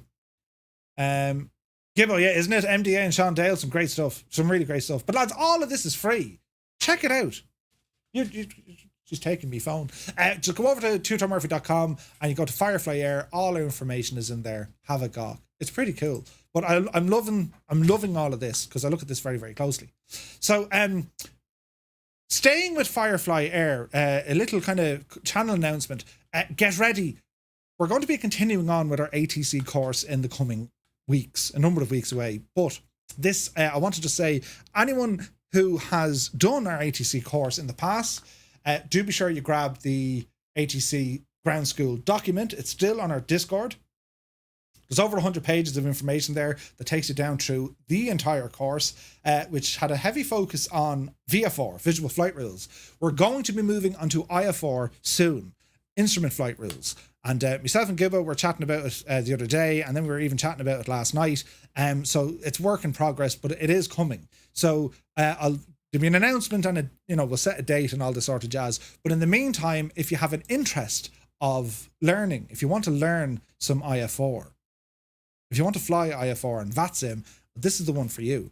If you're brand new to VATSIM, if you've never used it before and you want to, try a bit of virtual ATC on the sim, do be sure to pick up the document that we have, the Ground School. It's all for free. You can grab it and it's over on our Discord. So do be sure to grab it there. Malton says, I can only fly the A320. Can I still join? Yes. Yes, you can. And we have plenty of liveries for the A320 as well. 100%. Lads, you can fly anything you like, So yes, so IFR, ATC, we're going to be learning it all together in a similar vein of what we did with the VFR. So looking forward to that. So that's coming up in a couple of weeks. Now, speaking of ATC, well, the VATSIM stuff, and Epic Fool let us know about this last week. Just to remind us, Epic, is this confirmed? Is it on the 3rd of February, Saturday? Because there's an event on VATSIM Scandinavia and VATSIM UK joining forces as they focus on helicopter pilots operating in the North Sea. This is pretty cool, right? If you've always wanted to fly in the North Sea and jump around platforms while having the assistance of ATC, well, this one might be your chance to do it. VATSIM Scandinavia and VATSIM UK are having a joint event on the 3rd of February called Platform Altitudes, where the organisations will work together to help out helicopter pilots and be ready to be loaded up with oil and platform workers across the North Sea. A-Firm. Echofish will be online too. Nice. Brilliant. You'll have to be a pilot on the network, of course. VATSIM has a small page about it. There's not a ton of information. Nonetheless, if you're registered on VATSIM, you can check out more information over on the VATSIM forums. So this is pretty cool, lads. Helicopter operations in the North Sea. This could be a lot of fun. With VATSIM, it promises to be a lot of fun indeed. Now, when it comes to VATSIM events, and again, you know, keeping with the whole there's IFR stuff coming soon, well, definitely try and get yourself up and running with VATSIM, the phraseology. Just listening to ATC is half the battle. There's a First Wings event, they're designed to kind of hold your hand. Jump on in, we'll help you along. So if you've made the account on VATSIM, still feeling a little bit kind of, you know, intimidated, well, this is the sort of event for you, because the controllers are specifically focusing on new VATSIM pilots. All right. So there's one coming up here. It's on Saturday between 6 and 9 o'clock Zulu. Do be sure to have a gawk at that. And it's one of the First Wings events. So ideal to practice, right? And failing that, it's ideal to jump on and have a listen, because if you get the phraseology incorrect, if you say kind of something wrong, they'll help you. They'll correct you. If you don't know exactly what to say, roughly, they're going to help you along. These events are focusing at First Wings, your first flights. So do be sure to check it out. So that's coming up on Saturday. All right. So thus concludes the news. Move me Discord over there. Look at the head of me there, though. Jesus, look. Now, what we're doing now, folks, well, we're going to move on to a preview of an aircraft. Let us look at the state of this. So, the XF-11. This is coming in from Flying Fries, right? And let's give this a bit of context. Flying Fries, the creators of the Scrappy Yard, they also did the Boeing 747 with the shuttle carrier. Remember that freeware? They have an improvement stuff there for the Pelican, and they also had the I can't even pronounce it, but it was an airport, Lima Fox Zulu, India. Some really, really nice stuff here. So here they are now with a new product in development, all right? And it's that of the XF-11. It's a very unique, sleek, powerful aircraft with an incredible story. Built by Hughes Aircraft Company between 1943 and 1946, the very first prototype flew only once and landed exactly 0 times, right? So a bit of context behind this. Howard Hughes, the millionaire, movie star, well, movie creator, filmer, and the dude had, like, you know, he was like, he did everything. Businessman, film producer, you name it. That was Howard Hughes. And he was also an avid aviator, right? So Howard Hughes used to take part in, you know, racing and competitions. And he had just recently set a world record flying a Lockheed Electra around the world, right? So he was big into aviation. Anyway, war broke out and aircraft parts, they became harder and harder to get. So the idea of building aircraft for racing, well, it wasn't too easy. So he had this idea that he was going to create an aircraft in secrecy and then tell the US government, hey, I'm after making like the best thing ever, right? Now that aircraft started off its life as a highly classified, even today it's very hard to get details, but it was known as the Hughes D2, right? And it didn't really come to life. The materials that was used in it didn't suit what they were doing. So to get started, and so on and so forth, right? So it was a prototype, the X-11, which derived from the Hughes D2. So it was intended to meet the same US Army Air Force operational objectives for a fast, long-range, high-altitude reconnaissance aircraft. This thing. Originally, they were going to build this as a fighter or bomber, but it didn't perform terribly well. So they said, right, we'll make it into a reconnaissance aircraft because it was very, very fast. Now, you might be looking at the layout and the style of this aircraft. It is very, very unique indeed, right? And the props, you might be saying they've an awful lot of propellers. Well, they're a double prop, right? It's a double prop. Look at the cut of this, lads. Such a very unique and beautiful design, right? So what Flying Fries have done here, they're after getting an aircraft, or they're after, you know, they're working on an aircraft that, apart from being a marvel of, you know, the whole aviation theme of when aircraft were getting built for, you know, obviously a military need at the time, but in terms of sheer imagination, the same time Howard Hughes was building this thing, he was also building the Spruce Goose, the Hercules. He was building the two of these side by side. They were both doing the same thing, right? Counter-rotating props. Yeah. It's mad, right? Mad. But the story behind it is, and I recommend you go off and you just research a bit of this because it's amazing, right? But effectively, Howard Hughes says, right, I'm going to build aircraft for the US Air Force, or at the time, the United States Army Air Force, right? And in secrecy, he built the D2, and they weren't too happy about it. Now, at the time, of course, Hughes had friends in high places. He had a lot of influence.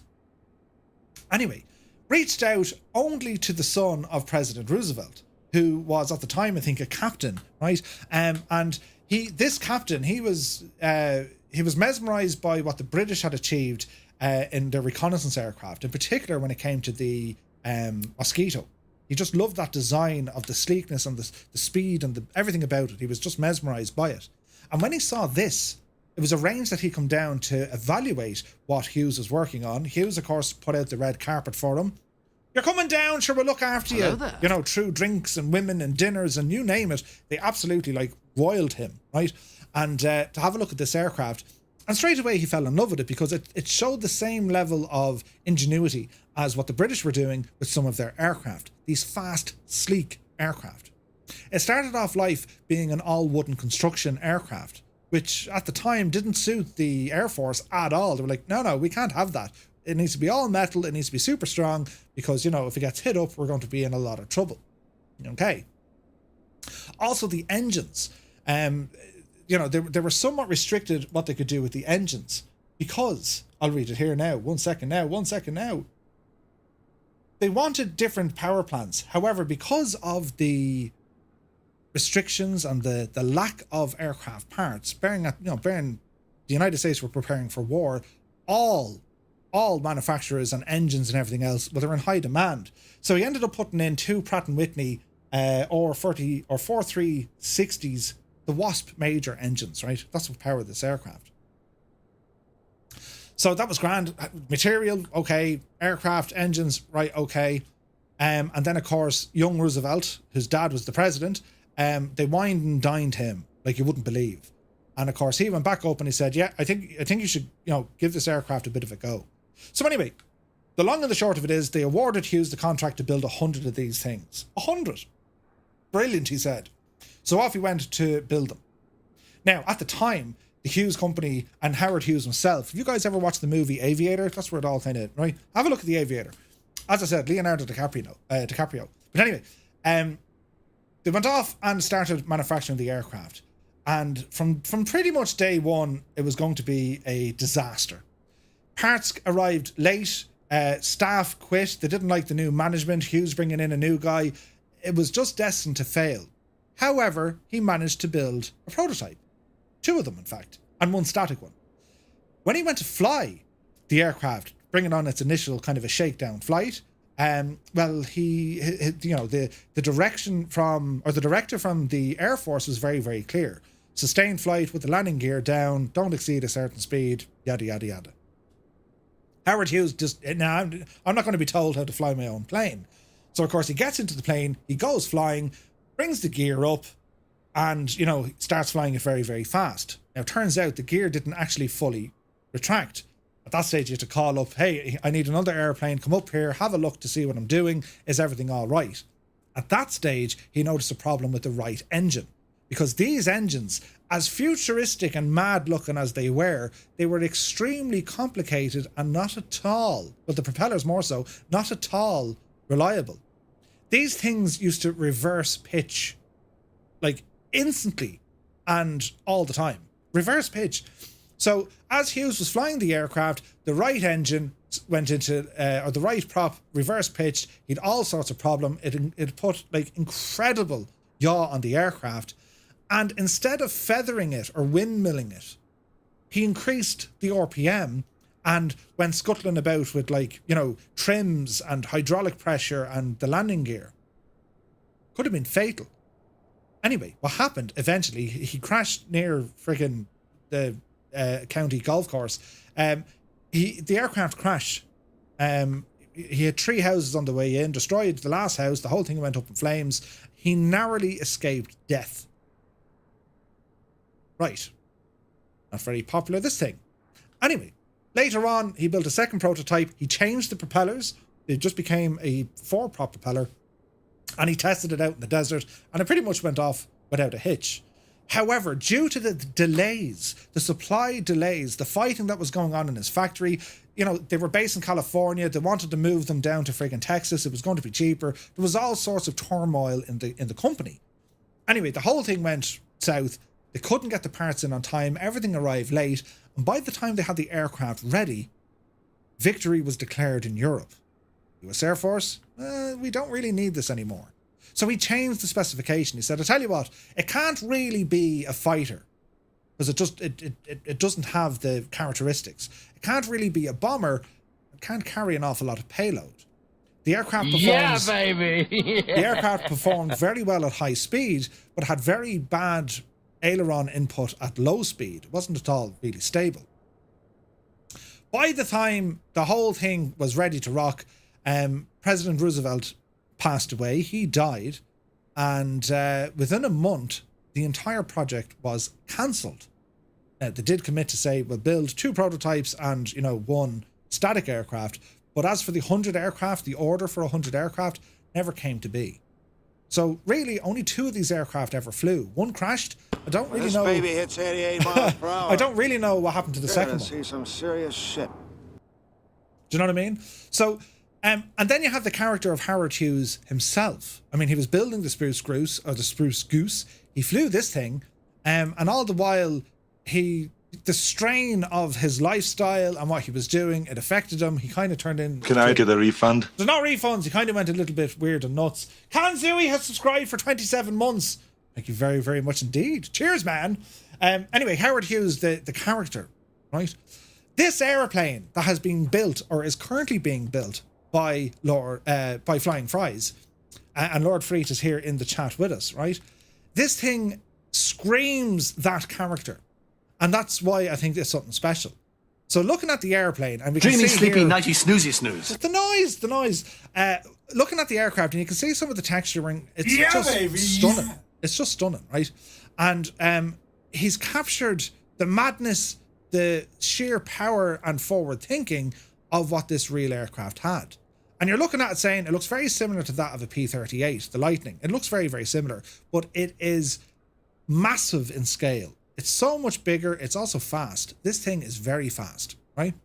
So the aircraft, it's due to release in roughly a month's time.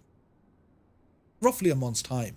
But tonight we're going to have a quick look to see, well, how this project is faring out thus far, right?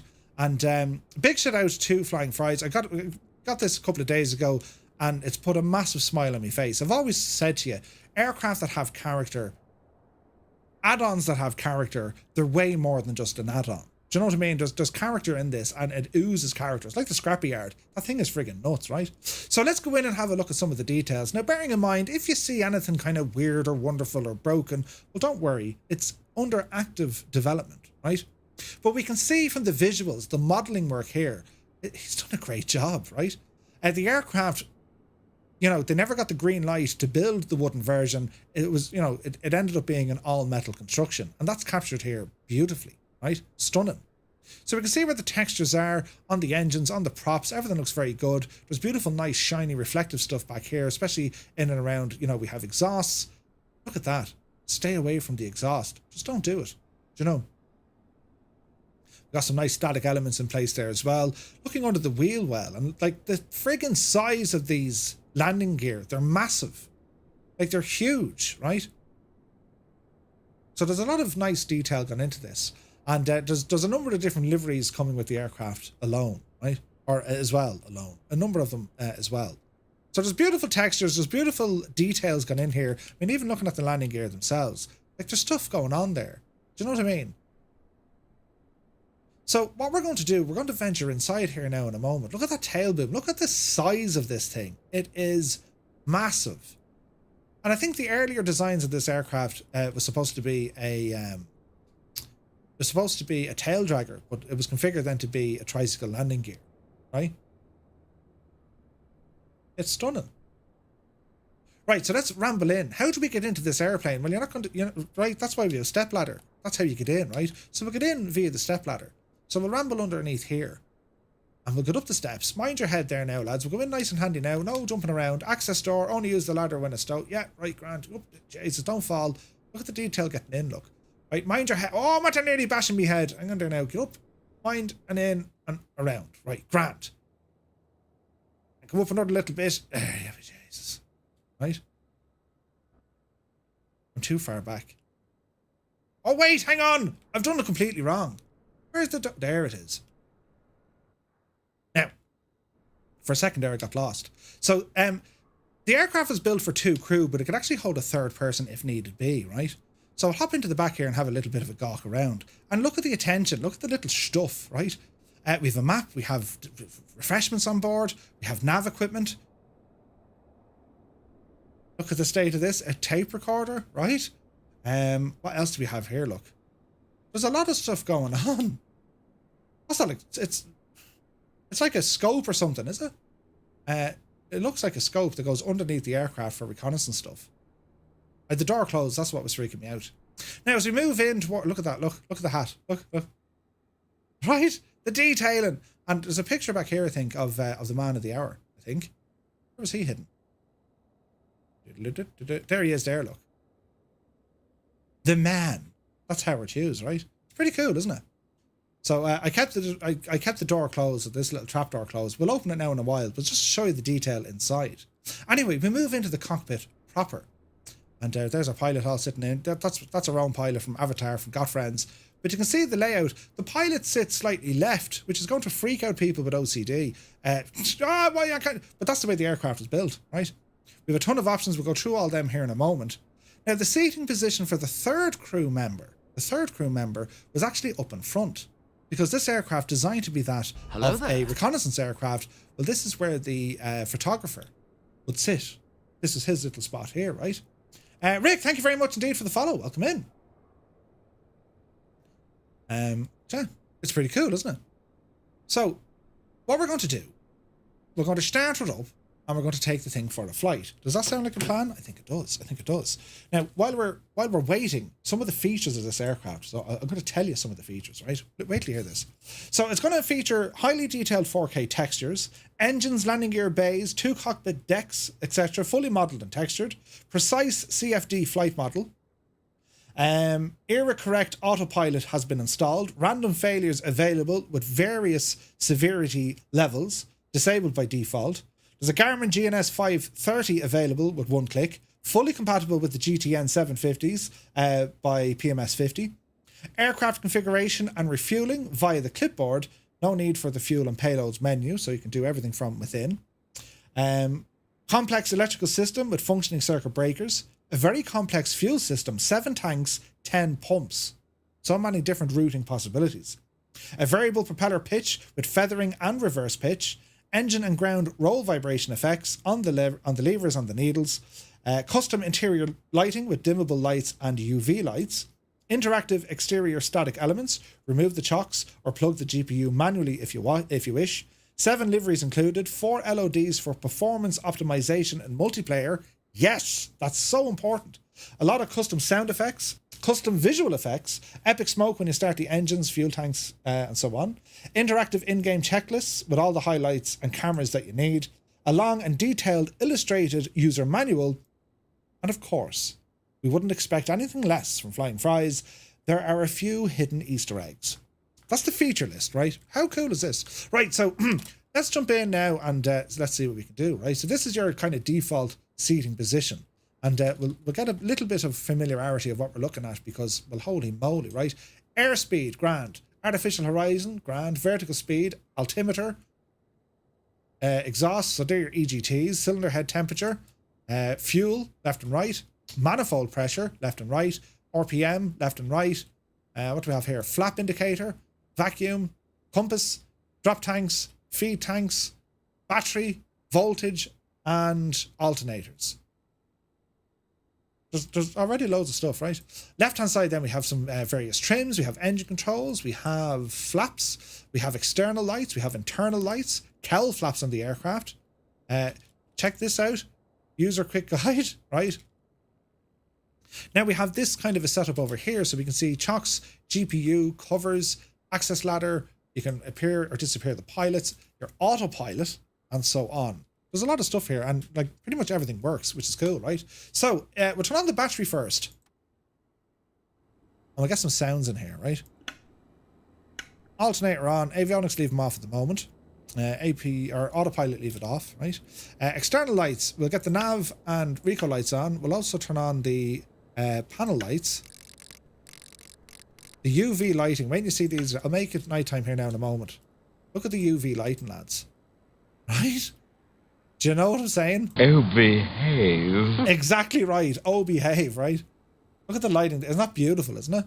Stunning. Anyway, we'll go back to the night lighting here now in a moment, right?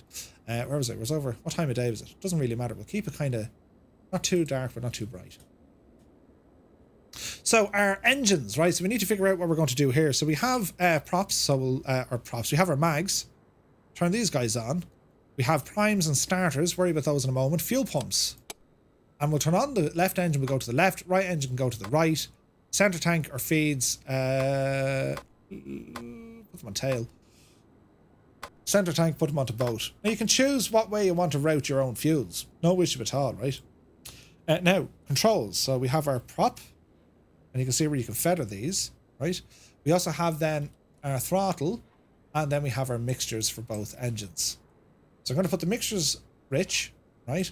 Prop goes to full, and we'll do a startup on the engine, right? Are we ready so far? I hope this works. It could be very wrong, but it should work. So we want to start it, so we're going to prime it. Starter is going to go to on. Are we ready?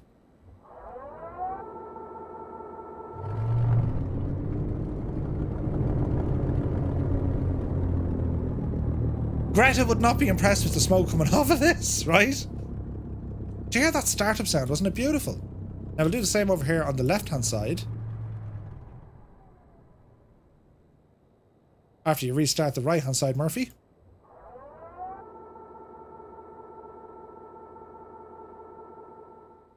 Jesus, what have I done? Have we run out of fuel? Yeah. There we go. That should fix that. Oh, wait now. Where's the, hang on, I need to fix it. Fuel, yes. Can we just fill her up there, Betsy? Fuel failures, let me see, look at the failures you can do. Current failures, all good, Captain, thanks be to Jesus. Your Garmin, go ahead and throw that in if you want. Yes, that makes it very fancy, or your, look at that. We don't need that. Random failures, on or off. Parking engines off, required to fix failures. Advanced visual effects, vibrations and airspeed, and so on. And then we can look at the speeds here for your references. So fuel, how do we crank up the fuel, Betsy? Attach drop tanks. Are these modeled yet? Yes, they are. So if I want to put fuel, how do we put the fuel in? Hang on. I think the mixture is not rich enough on your right engine. Oh, look at that. Very good, very good. You want to smell it? How do we add the fuel? Call a fuel truck. Connect. Lads, look at this. Jesus, that's deadly. You got to connect the fuel truck to it. And look, you get the old... look at the state of it. You get a fuel truck. So you can't refuel the thing until you call the fuel truck. I like it. I really like it. So we're going to connect over to this tip tank, fill her up. Connect onto the center, fill it up. And that change... Look at that. That changes where the different fuel tanks are. That's really cool, isn't it? How cool is that? Okay, dismiss the fuel truck. You did a great job there, Patsy. Right, so let's see, will this work again? We're full of fuel.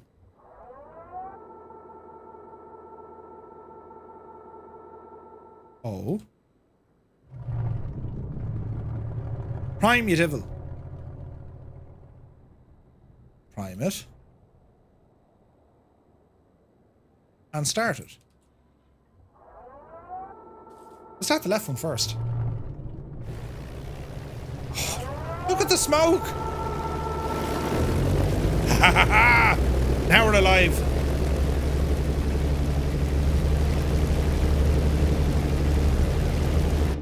Okay. We need to remove some stuff here now. So, chocks, covers, access ladder, keep the pilot there. Alternators are already on. Batteries on. What else do we need to do here now? De-icing, don't need to worry about that for the moment. Keep the pumps on. Strobe lights can come on. Taxi lights come on. Okay, I think we're good now. Cowl flaps, leave them alone. That's a park and brake.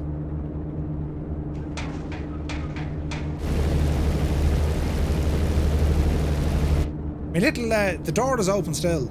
Access ladder, pilot visibility, chocks. How do we close the door? Let me see now.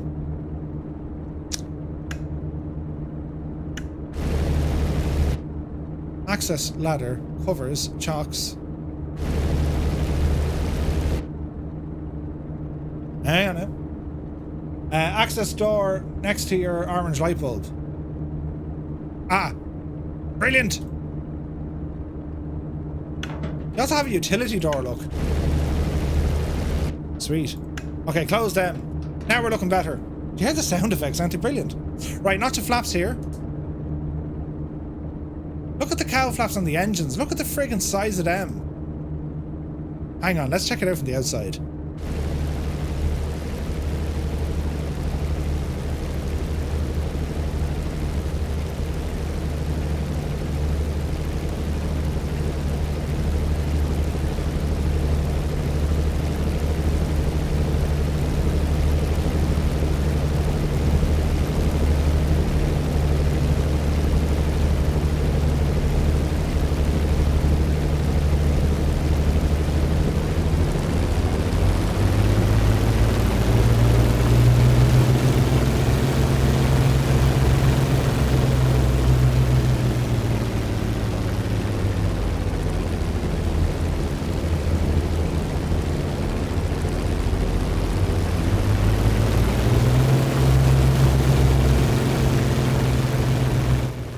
The power is insane in this. Park and brakes are just laughing at me.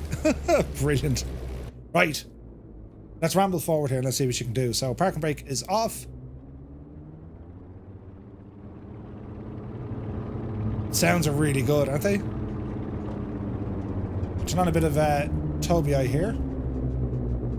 Jeez, look at the size of that engine. Look at it.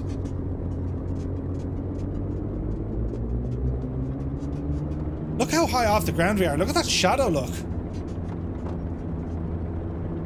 It's huge. A control test. All should be well. Prop animation's really nice, isn't it?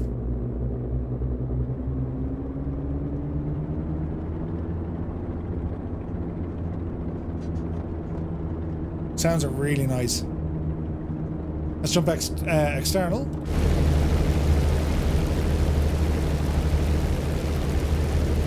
That's beautiful.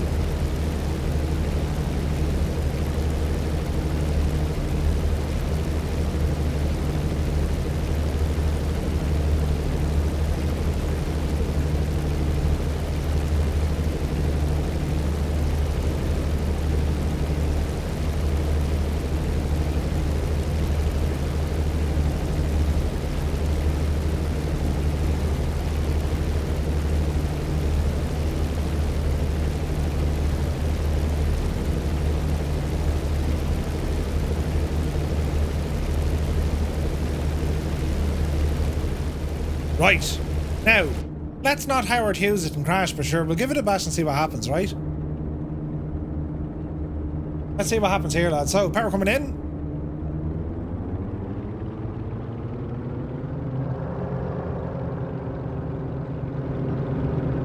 Look at the shaking on the controls, look. No, I'm not doing that.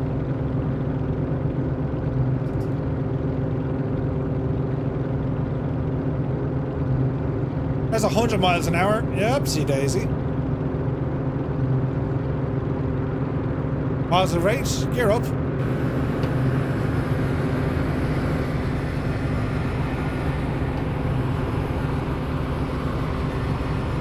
That's the gear sound. You gotta love it. Now bring the power back. Let's look at the animation outside. The roars of it. Let's look at the gear animation, lads, right?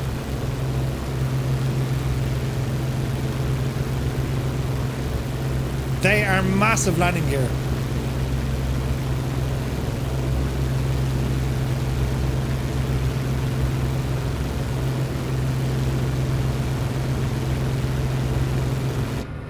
Beautiful.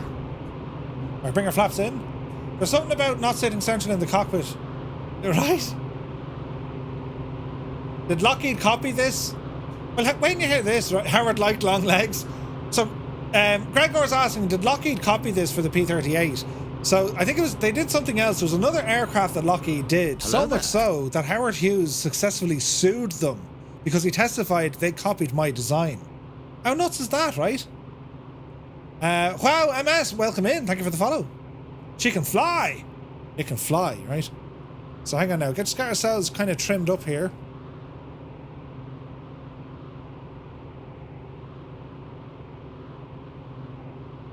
And we'll get those cowl flaps closed.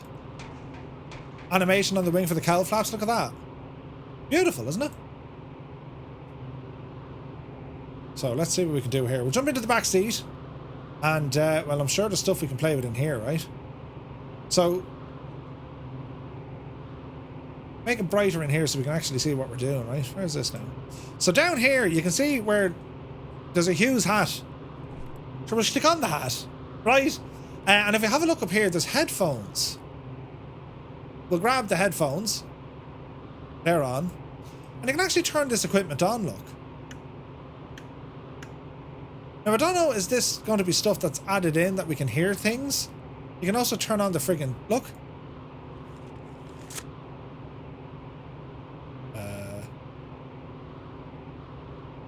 So we want to play.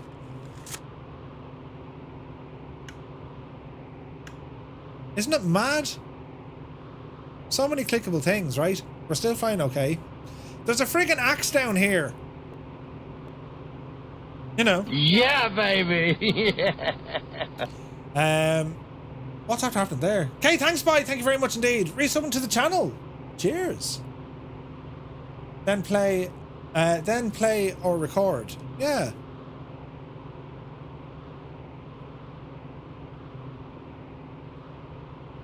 It's all animated. Is there going to be sounds of this? Just in case you want to ask a question. Brilliant. You have to select speed and direction. That's with the autopilot. Augie, no news yet on the F-28, dude. That's pretty cool. I love the animations, right? They're pretty cool. Jesus, handy now, Murph. Right, we'll ramble this way now. What else is here that we can play with? So, recognition lights. These are underneath the aircraft, look.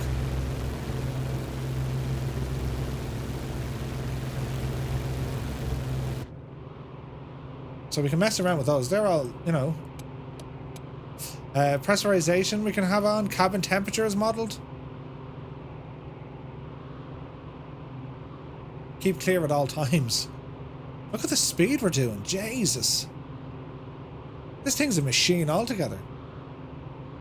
So back in here, you can move this gadget. So like, there must be something here underneath, like a port you'd be looking out under. That's mad, isn't it? So that must drop down and you can see it underneath the aircraft. How cool is that?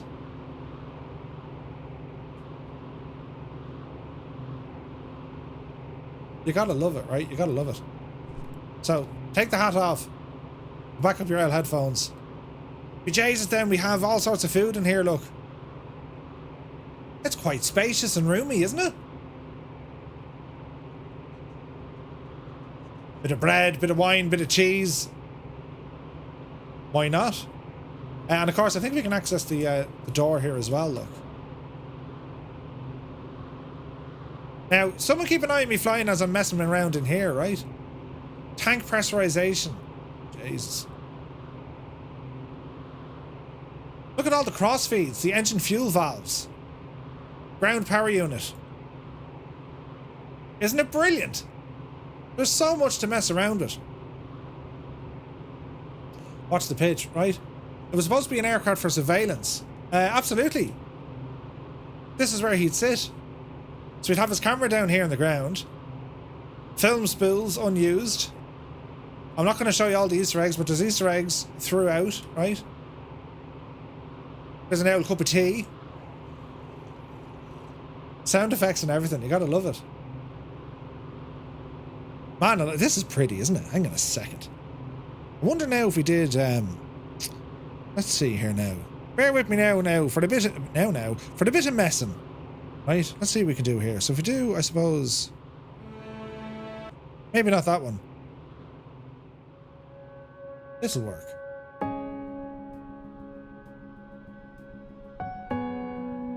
Yes.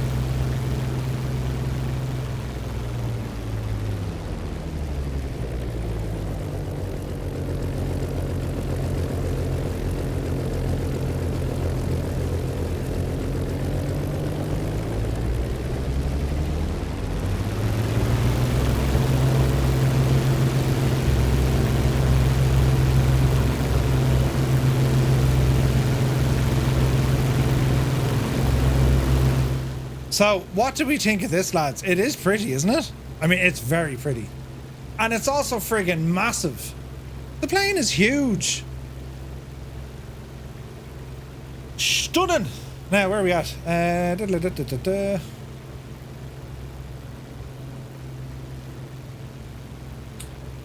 How much is it going to be? I don't think we have a price just yet. Hasn't been announced just yet.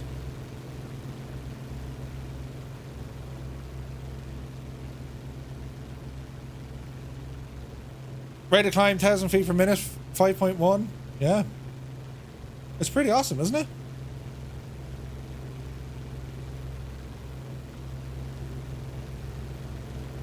Yeah, but I see your message, but I can't see the message. If you know what I mean.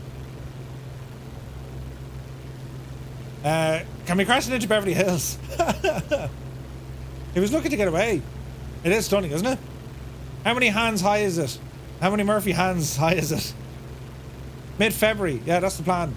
€30 max or equivalent That's what I'm saying to all the selling pattern I'm talking about. All the selling platforms. So about 30 bucks. Yeah. What do you think of it, lads? I mean, is this something you're gonna say just because it has character, a weird and wonderful story, and there's quite a bit of functionality with this as well, right?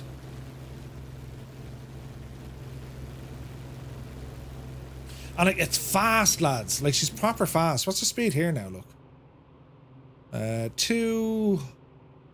What's that? 230? Yeah, baby. Yeah. 230 miles an hour, like. Do you know what I mean? Sky Lounge! Welcome aboard. We're looking for this, you know, Carlos Edson Bar. Seemingly he stole someone's Skoda and there's all sorts of crack. Do you know what I mean?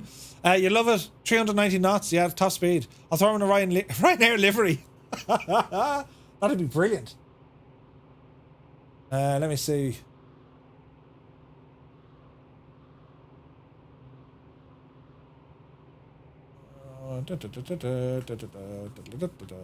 Right, now let's have a look.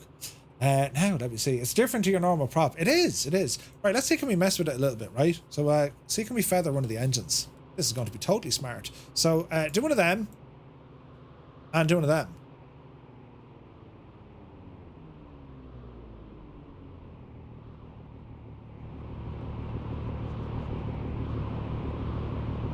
So we have an issue here on the right, naturally enough.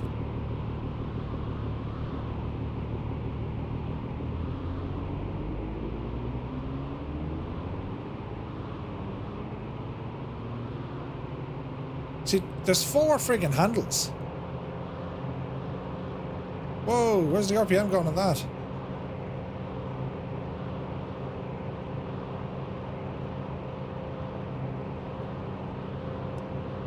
It's almost uncontrollable with one engine gone. The left is doing all the work here.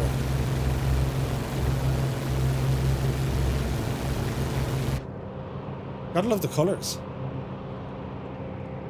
Doing the Hughes thing. Runaway prop, yeah.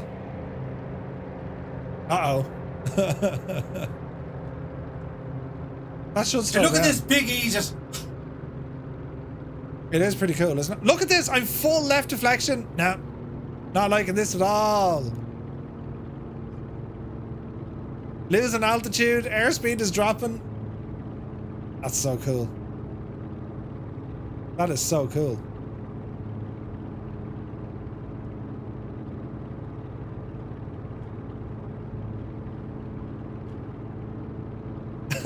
It's nuts. Right, before we all like end up in a hoop, can we fix this?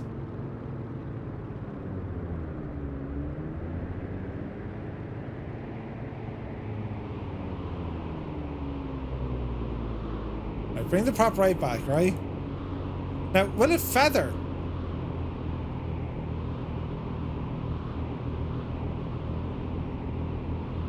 Without speeding up?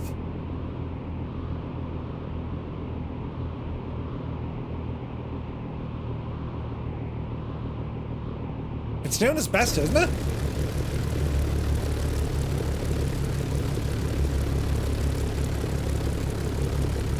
It definitely doesn't look or sound good. Right, Murphy, you better fix this before we end up in a mess on the ground. We're very close to stall speed. Mixture in.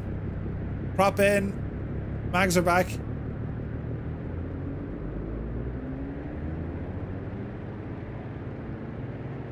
She's coming back online.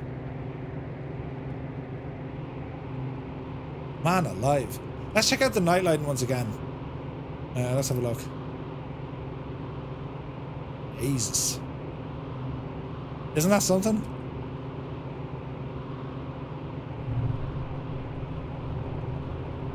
What do you think of the night lighting? Check that out.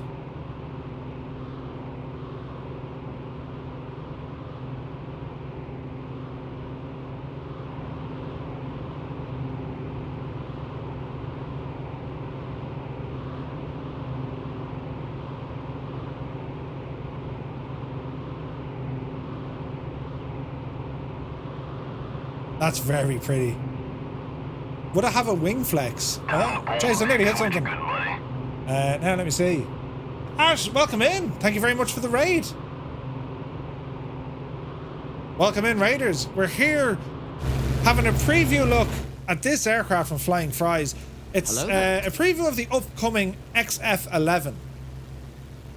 Amazing history behind this aircraft and that of its creator, Howard Hughes. And I gotta say, Flying Fries has really captured that. I mean, from the click spots inside the cockpit to like, look at the map and everything, like, do you know what I mean? But flying this aircraft, it's following exactly what I've read up on. At low speeds, your ailerons, they do very, very little. It's quite stable, and at high speed, yes, it has a bit of maneuverability. It's beautiful. And like, it's going to give you the consequence. There's failures here. There's a lot of customization with avionics. I'm struggling a bit with the trim, but that's just my settings. So if we open up this, can we swap out the old, oh, we probably can't use this. Oh, we can. Can we swap out the, let me see, others? Garmin, GTN 750, pop it in there for the crack. And that's now powering up. That's pretty handy, isn't it? Now, when it comes to the radio,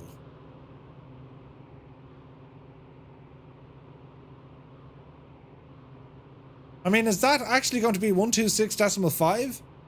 Is that your radio frequency for ATC? Forward, reverse, slow, fast, record. So it's recording a something, don't know what it's saying, and then play. Rewind forward. That's mad, isn't it? You gotta love it. Ah, it's good to see you. Welcome in. So this is your COM1 radio, yes. That's awesome. With 24 kilohertz increments. That's ridiculous. So lads, what do you think? It's mad, isn't it? We'll get a co-pilot in there as well, I think.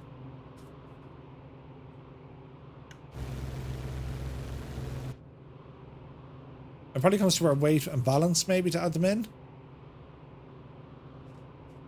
It's pretty cool. Hello. Started? Did you have it on charge? It's very good. Oh, you were watching the rugby thingy. Oh, it's very good. Mr. Two-Tone was watching the rugby thingy. Do you know? Oh, yeah. It was brilliant, was it? You only watched 2 episodes. Nice. I need to fix my hair on the chrome. Be totally fine. What is that? It's awesome. It's the XF-11. I mean, the outside. It's like a P-38. This is what Howard Hughes crashed. He copied P-38. Well, that's what everyone said, but he said no, Lockheed copied him and he sued them for it. Yeah. Yeah, pretty mad, right? I really like this plane, lads. I have to say, she's a beauty. Looking forward to it. Who made it? One of the planes. Howard Hughes. Oh, Flying Fries. It's awesome. It's awesome. It looks great. It flies great. It sounds great. And there's loads of features here. And it's still in development, which is great. So, great to see a project like this kind of come to life. And we can expect this in about a month's time, I think. Scheduled to release sometime in February. And yeah, the cones are looking a bit pointy, right? Edson, did you see who they had? Sure, there's the devil himself. Some say he knows Carlos Edson Barr. Howard Hughes. We'll all go off now and watch The Aviator tonight. Hello there. Hello there. Do you know what I mean? Zybok. 2 huge engines just like a 777. Yeah. But can I land it? Probably not, but sure, why not? We'll give it a shot. Where am I? Where's the... Oh, is that an airport? Doesn't look like an airport. Where's the airport? It's all the way over there. Hang on, we'll ramble. Jesus. Hang on. Let's see if we actually push the thing down. I live next to his old Kansas City loft. No way. Zybok, absolutely, man. The wind has been friggin' nuts. Look at the thing. It looks very, very agile, and it is. I mean, in comparison to like something like a P-38, which is, you know, just a lot more kind of oomph. This thing has that agility to it, and it was used as a reconnaissance aircraft. but it's beautiful. I love the ailerons. Legend has it Hughes is Justin Murphy's flying. Can you put it down on one engine? That's the question. Hughes couldn't even do that. But Catbat, I like that sort of a challenge.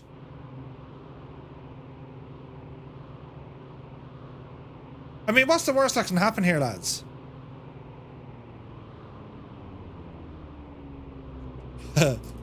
Gear down? Where's the runway? Ah, we've got this. Totally fine. Totally fine. Can I feather that devil now? Right. Famous last words.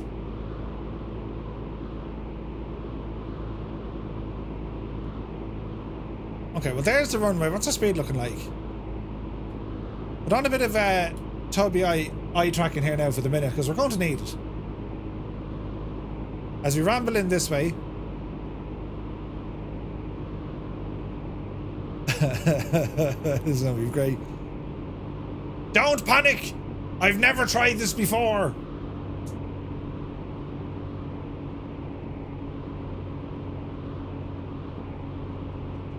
Great sounds though.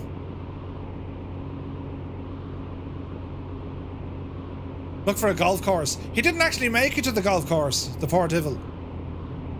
He took out someone's house instead. This thing is extremely difficult to friggin' fly now. Whose idea was this? Oh dear.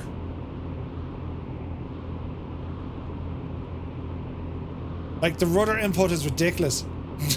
And it does not like low speed.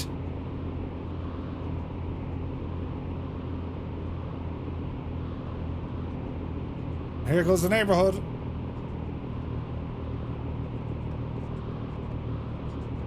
Don't let this end in a, you know, a field of bushes and thistles. Come on, Betsy. We're quite high. Right now.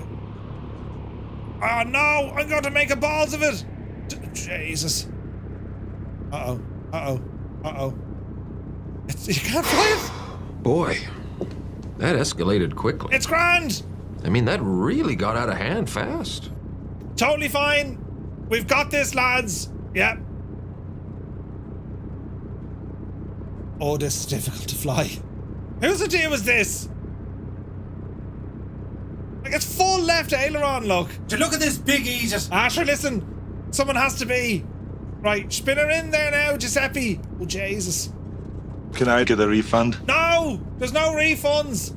Oh! Who's in charge? It won't You haven't turn. a clue what you're doing. I'm going to stall. I am going to die a terrible death. Ah, Dreamy, Jesus. sleepy, nighty, snoozy, snooze. Yeah. We're going the wrong way. So, I think it's fair to say that the aircraft definitely lives up to the reputation. I mean, granted, it was in line with the runway and everything. Ah, deadly, right? Jesus. Oh, Jesus, what happened there? Right, but I'm after pressing the... Don't panic now. Don't butcher it a second time. Oh, no, that's gone terribly wrong. Oh. Landed it. Yeah, the prop gave out.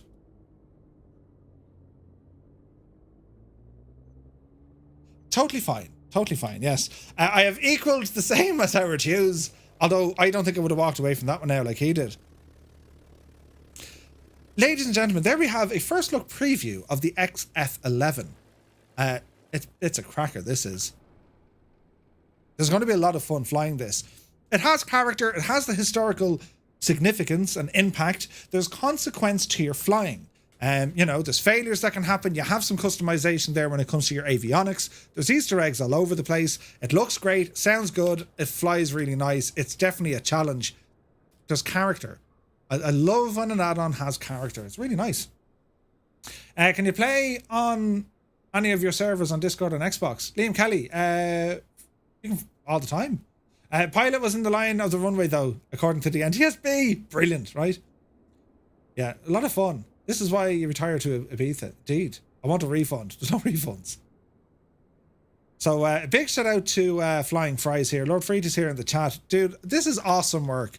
And like, it's a one-man show. It's a one-man development or developer. And to be able to do something like this is really special. I wish you every success in this project. It's a historically significant aircraft and it absolutely oozes with character. This is going to be a very popular aircraft to have in the sim. And it's so weird and unique. And if you had a P-38 lined up beside it, you would see the size difference of this thing. This aircraft is huge. But you're talking roughly the size of the ATR in terms of wings. Like, it's massive. Do you know? But it's super. I've been really helped a lot in the flight model, though, by Quart. Good man! Quart, you absolute legend. Well done. You mean Hughes, yeah. Well done. It's so much fun, lads. Jamie Com, I couldn't tell you. Murph and Howard Hughes have one thing in common. Breaking aircraft. Yeah, I'll go with that. I'll go with that. Now, moving on. Speaking of breaking aircraft, we have another aircraft to kind of have a quick look at. Because some folks have been asking the question in relation to the Challenger 350, which of course was released in the InSim marketplace, and it was €27.99. It ain't cheap. So we're going to check it out, right? A Challenger 350. Oh, by the way, some of the liveries that we can see. That's very Burstix looking. There's an Army Green livery, the original, Carbide, Raw Steel, and of course, the Hollywood version. Pretty nice, right? So what we're looking at here now, the 350 Challenger. So it comes with two variants, right? It has the Bombardier Challenger 350, and then it has cockpit only. So they don't model the cabin, right? Okay, fair enough. So let us jump into this machine now, and we'll go back to the same airport, because it's a pretty little airport. So I was trying to tell Kat about this. Let's see. Product idea, Murph's Roman Raymond. Raymond would fit in it, wouldn't it? Great job, says friend to all. Looking forward to the fast prop plane. Yes, beautiful. What to break next? Right, so this popped up in the marketplace, and I'm sure there are people saying, Jesus, you know, should we buy it? Should we get it?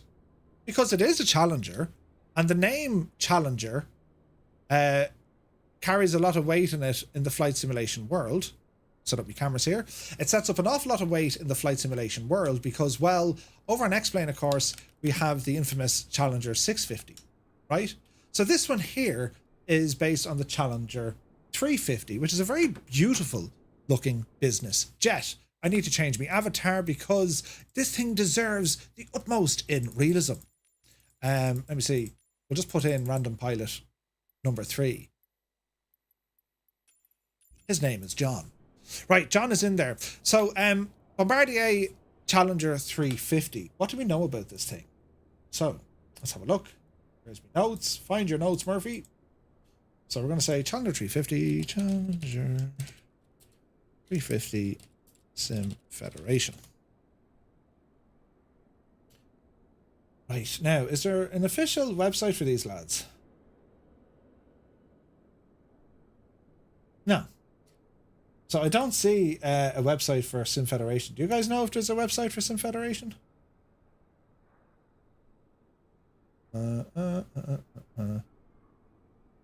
Ah, yes.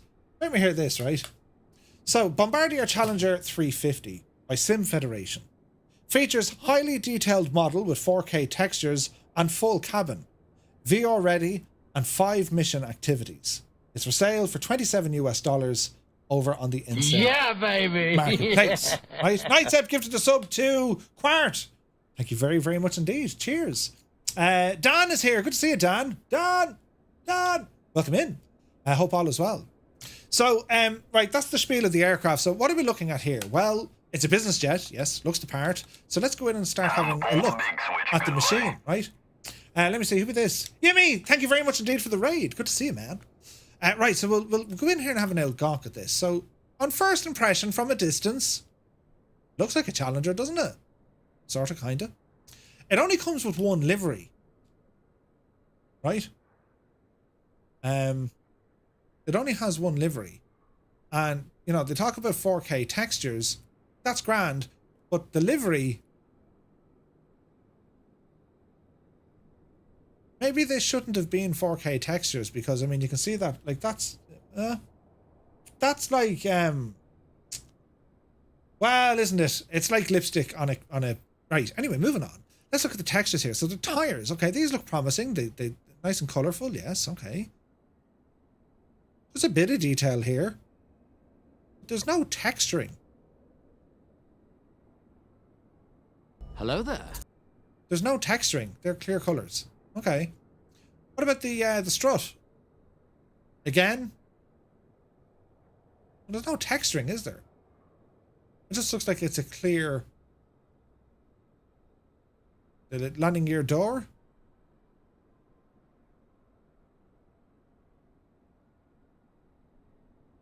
Well, there's no textures.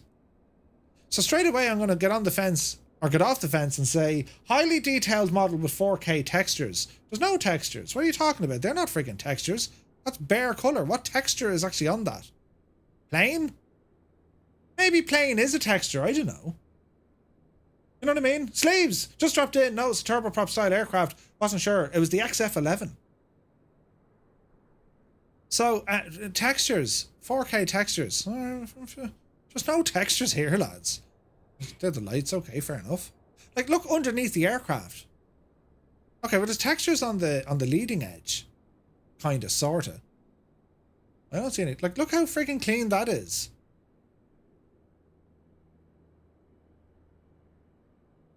When this baby hits 88 miles per hour, you're gonna see some serious shit. Like, there are no textures. Like, the livery. Okay. Moving on. I just don't get it. I don't see textures. Am I wrong in saying there are textures or there's no textures? So the engines look pretty decent. And the cells look fairly nice. You know, there's a bit of detail there. We can see some nice grooves put into them. I don't know what that's supposed to be. That line. Maybe that's the detailing and they're supposed to be rivets. Is that what they're going for? I don't know. It does have a custom tail number. That's kind of nice. You can put in your own aircraft tail registration. And yeah, this looks pretty nice. Nice shiny. I mean, the material used here, yeah, that's pretty. And as we move on up, yeah, the leading edge of the of our tail here, I mean, yeah, that's nice to see the stainless steel chrome effect. The light up on top. There's a bit of detail there. That's not bad. LEDs. Okay, that's not bad. Livery doesn't help. Okay, so the exterior, yeah, not too bad. Not too bad. What do you think of the exterior? Now, there's no way to open the friggin' door. That's a major no-no. You can't open the door in this thing. Like, what an oversight. What were you thinking? You have to be able to open the door. That's half the simulation. But we can ramble in into the cabin. And it has a cabin, right? So, again, this looks kind of nice, right? It's a little bit kind of plain on the floor, but certainly the walls and that wood design, it's done very well. It's rough in places, though. With some weird textures. But I think the cabin is pretty nice. What do you think yourself, lads? I mean, it looks like a comfortable place, doesn't it? There is no jacks. There's nothing. Copied with a whole load of nothing. So there's no jacks modelled. But I think for the cabin, yeah, it's not bad. Sad to see this in our community. Is there a door handle on the door outside? No. Maybe you have to talk to it. Open the door. Will you open the door? No. There's no way to get into it. Now, while we're out here in the kind of drone camera view, is there any custom camera setup? Oh, dear. Oh, just one. Okay, just the undercarriage, but then that's it. Okay, fair enough. Let's jump into the cockpit and see what this thing is all about. So welcome to the flight deck. It's in a cold and dark state, yet I have audible sounds. Right. There's nothing turned on, but I have audible sounds. Okay. Right, let's check out the overhead. Modeling, yeah, it is what it is. Bit of texture work there is kind of half decent. Circuit breakers, no. Wind visors, no. Any clickable objects back here? Or there's something over there. They look to be internal lights. Cockpit lighting. Glare shield, no. No. There's something here and our panels. Okay. The seats. Eh, they're okay. Any click spots? No. Okay. Onto the main glare shield. Okay, so it's a complete glass cockpit, as we would think, as we would know. There's no other features here. A couple of click spots. The tiller. Tiller doesn't work, but your rudder pedals do. That's always a good sign. Headphones are there, but you can't do anything with them. They're not interactive. All right, okay. So it's basic. Fair enough. Okay, what about our system? So let's start having a little exploration here. So lights are there over this side of the fence. So I suppose we're going to start off with the battery. Now we're in a Challenger Murph, so the battery lives up here somewhere, doesn't it? Yes. So we have external power or battery. So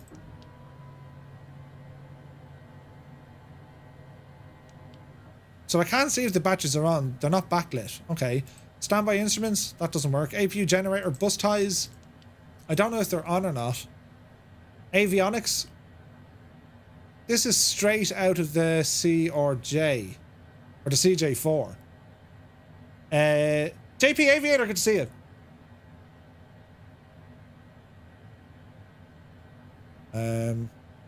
Hello there. It looks like it's the CJ4, but that's okay. Let's see what we can do here. So, okay, so we do have our column systems. Okay, so messages, flight plan, legs, departure and arrival, performance, display, MFD.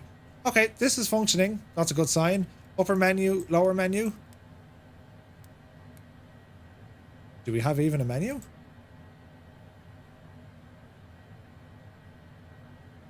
Okay, we have system pages, electrical flight controls, summary, hydraulics, fuel. It's very CJ4 though, yeah? Task screen. Doesn't want to do anything, fair enough. What else do we have? Pressurization. Okay. Landing altitude. Okay, so we can't... Pressurization is not modeled. Air conditioning. Okay, there's movement. And we have bleeds. APU bleed is already on. Fuel pumps. Turn them on. And you can transfer them, and that's coming up in our system as well. That's not too bad. Wing source, anti-ice, leave that off. Let me see now. Lighting. So we're going to get the APU started up. So we'll go with our nav logo. Strobes, leave them off. Seatbelt, not modelled. Emergency lights, off. Or on. It should be on arm, but like that looks like it's on. Yeah, there's no middle switch. APU. So we'll turn on the APU. We're going to hit start. Audible sound, I can hear it. It's on our display.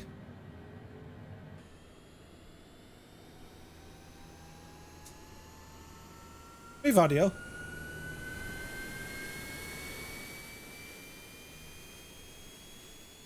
Okay.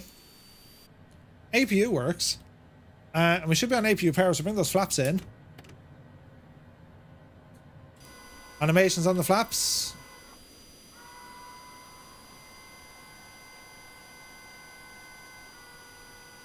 They're alright. So what we're looking at here is probably the CJ4, right? What else can we do? So we have engines, right? So we'll give this thing a startup. Spoilers, auto. Emergency brake, what's the park and brake? Displays, you can't adjust your displays. System test doesn't work. ELT doesn't do anything. Passenger briefings, they don't work. Cabin lights, they don't work. Oxygen doesn't work. Landing gear, emergency, doesn't work. Engine sync works. Starters. Okay, we'll go start on the right.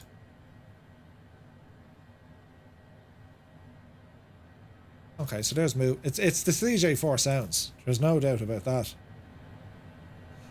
Do you know how to play servers on your Discord on Xbox? Giga, I'm unsure. What do you mean? Flying in groups, like? So we'd use the Microsoft servers. Okay, so engine 2 is spooling.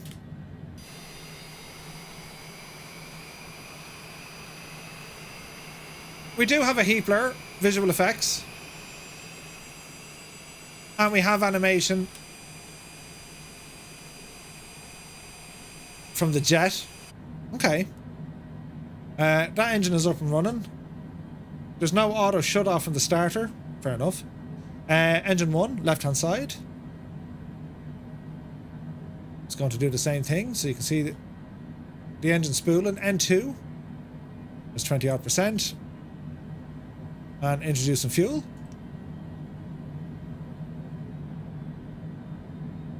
Get out of the seat, Murphy. It's note, or a point to note as well, the avionics can't pop out. So you know the way you hold down the right control or the right alt? That doesn't work on this aircraft.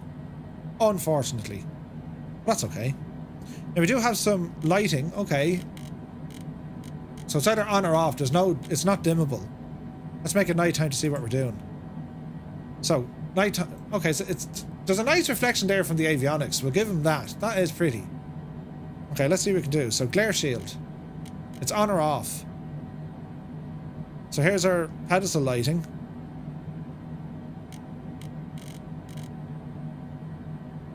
And we can adjust our PFD. So we can adjust our instruments. That's handy. So that's like a floodlight. Okay, the lighting is actually not too bad. Sure it's not. It's actually not too bad. The lighting is decent. Turn off that starter switch. In the cabin, ramming into the cabin, there's actually a couple of click spots for cabin lighting. I mean, that's not terrible, is it? Can't do that with the table, though. No window shades or blinds.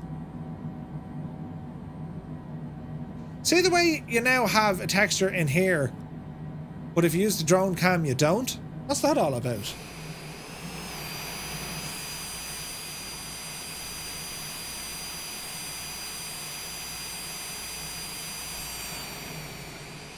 Maybe it's to do with, I don't know, LOD or performance. Who knows?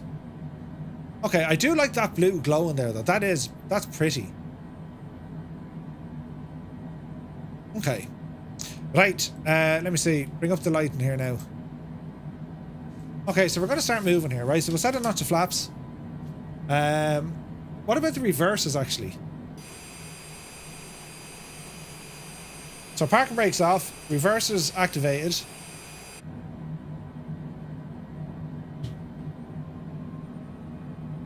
We're in full reverse.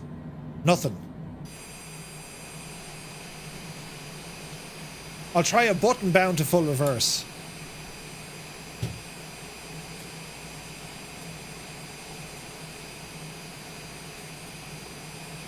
Okay.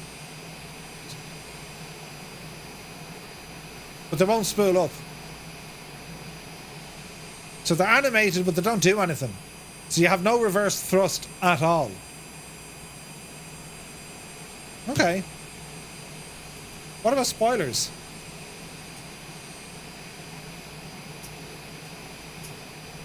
No animation for your spoilers?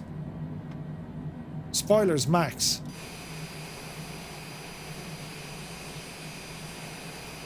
So we've no visual spoilers. You can't see anything on the outside. Okay. Fix that view, Murph. Here we go.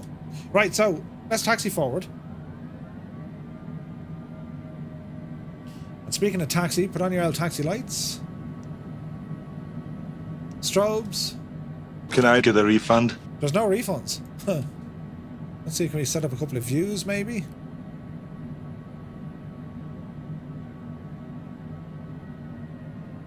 Okay, so ground handling, let's have a gawk. So the front wheel doesn't move with your rudder. So in terms of nose wheel steering, your front gear is not animated. Look, it just turns itself.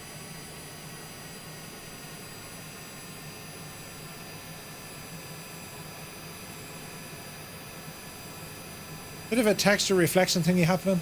Hello there. Well, let's see what happens.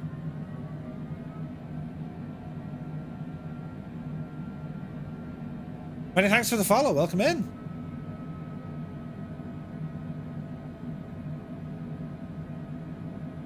Okay, we'll taxi over here and let's see what she can do.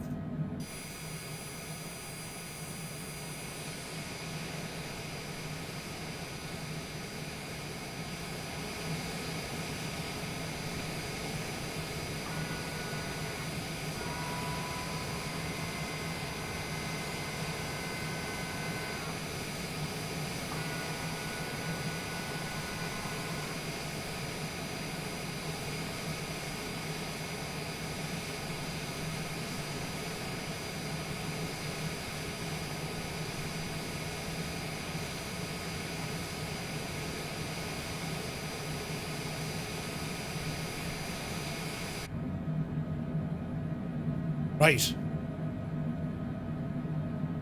Let's see what happens here on takeoff, yeah?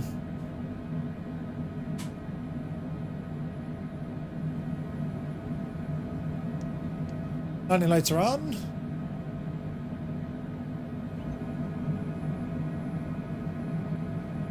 Where's the,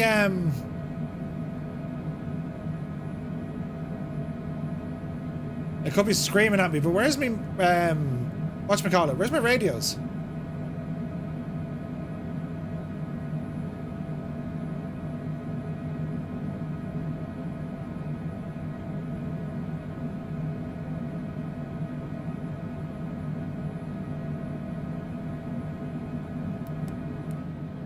Where do my radios live?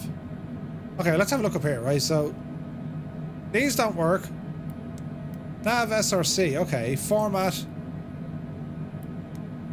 Traffic, weather radar, flight director, autopilot. Okay. So, we have radio frequencies in here. So is that what it means by lower menu?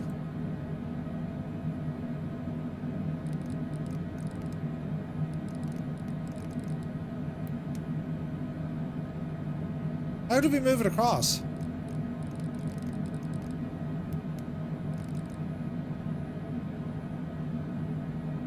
Interesting. Touchscreen MFD. Negative. Right, let's see what we can do. Flap set to 1 there, and we'll go for a bit of takeoff. Okay, takeoff power set. Speed live.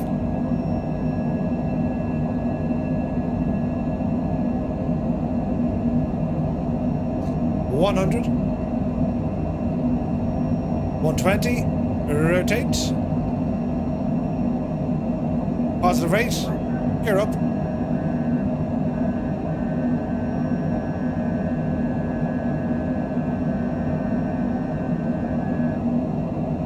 Gear indicates up. Flaps in.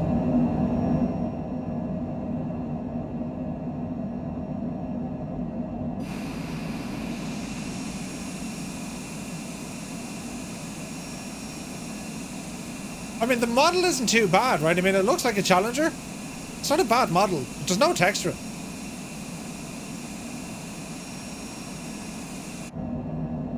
Now, here's something I have to show you.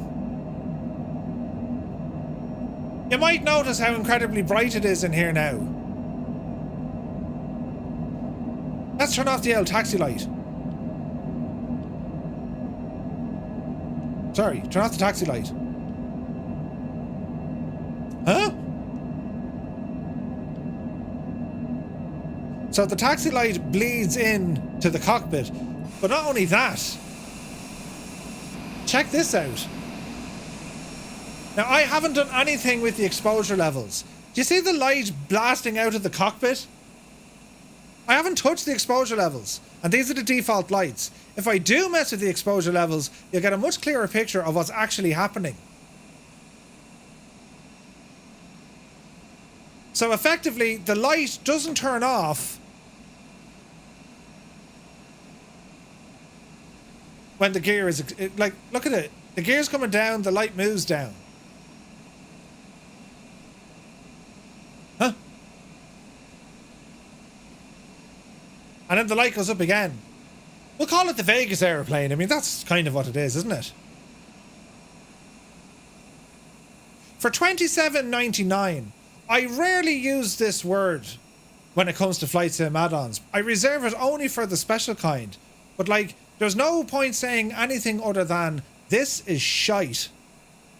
It's shite. Like, imagine charging almost $30. This is the price range of, it's dearer than the Phenom 100. I mean, you're up there now with like friggin', you know, some of the best add-ons we have in the sim. And these guys think this is okay? What? And it's not even that they think it's okay. Where's quality control on this thing? Who's looking after it? I know the way, like, you know, a bit of responsibility goes back to developers to make sure, you know, that the thing works and all. It doesn't work. Look at this. This will freak you out. Here we are flying at whatever, about 300 knots going forwards, right?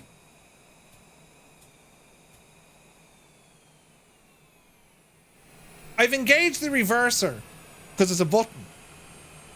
There's no, like, there are no visual spoilers. You can't see the speed brakes getting deployed, right? What? I never talk down fellow devs, but Sim Federation is an exception. Lads, like, for the price for the price of this airplane, like, no, absolutely not.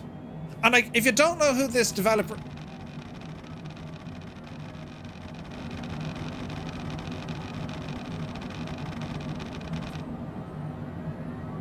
Does it have a stall rattle? That's the stall rattle. And the left wing dips in a stall.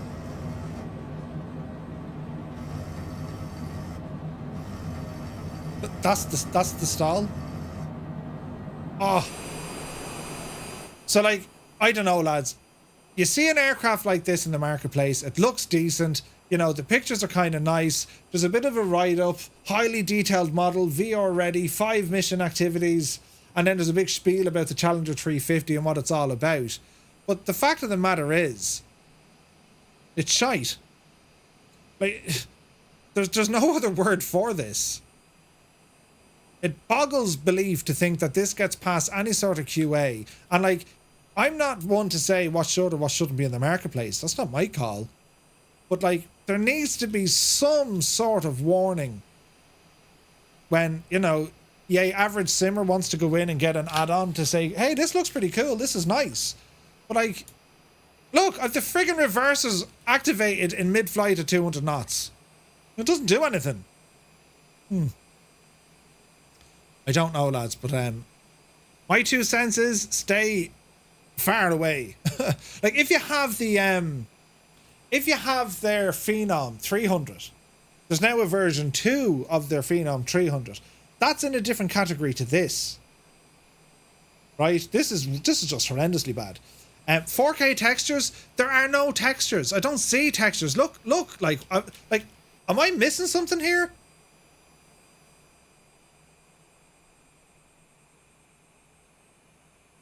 Have you ever seen a more bland or clean fuselage?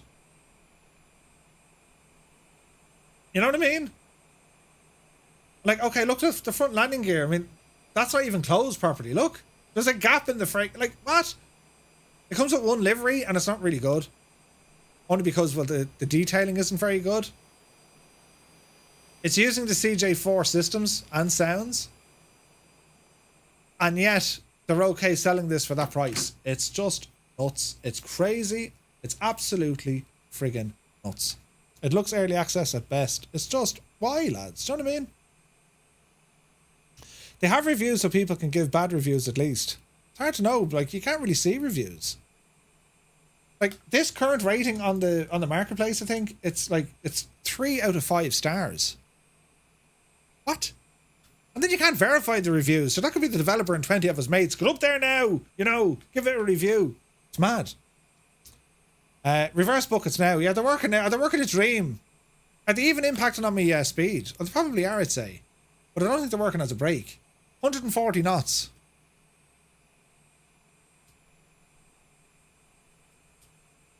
Which is, it won't turn off now. But there's no speed brakes. So you cannot actually slow the aircraft down, and there is no reverse thrust. Try landing this thing at speed. It's just not going to happen.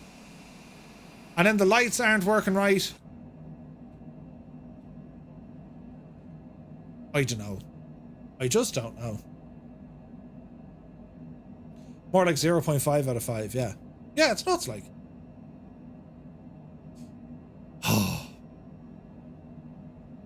That's why I always watch videos of planes before buying, and not only one. Yeah, 100%. But you got to do your due diligence, right?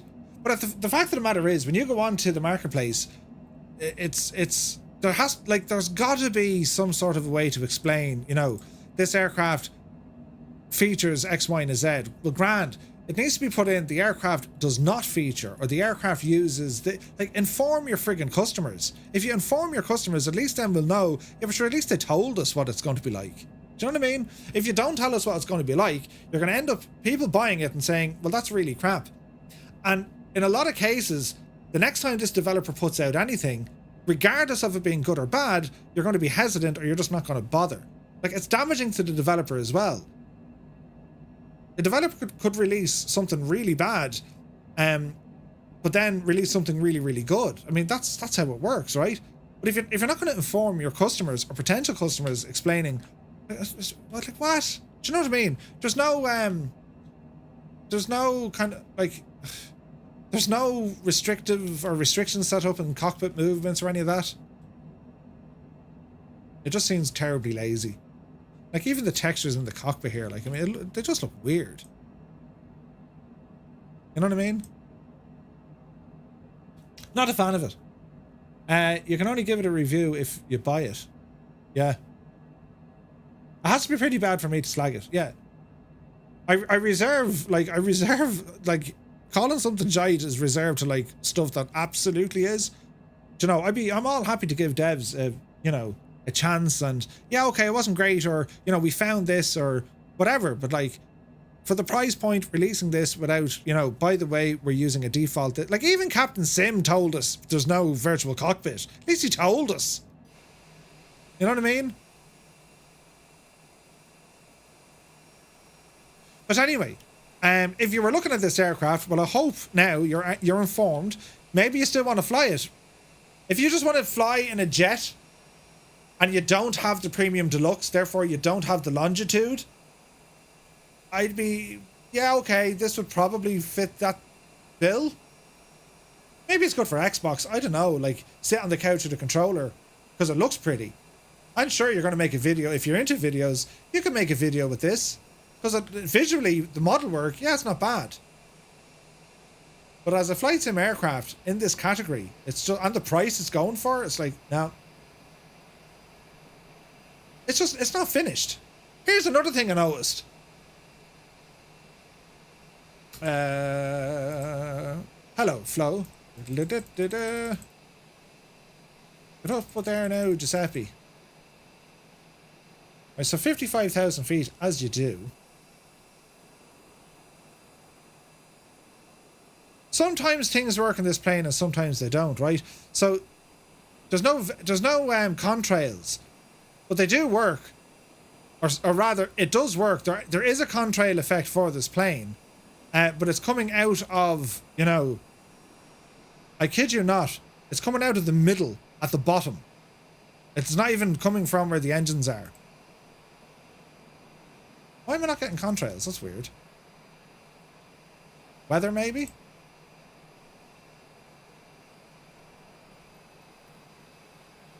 Right, so there's your contrail. That doesn't look right, does it? Murphy, your contrail is like, like, it's like the thing is leaking something. Do you know what I mean? That's a twin engine jet. Not a single line of, like, it's like it's jettisoning fuel. It looks like it's jettisoning fuel.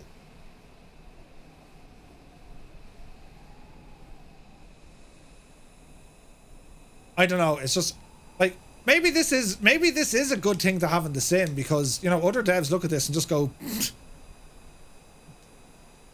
I don't know. What do you think, lads?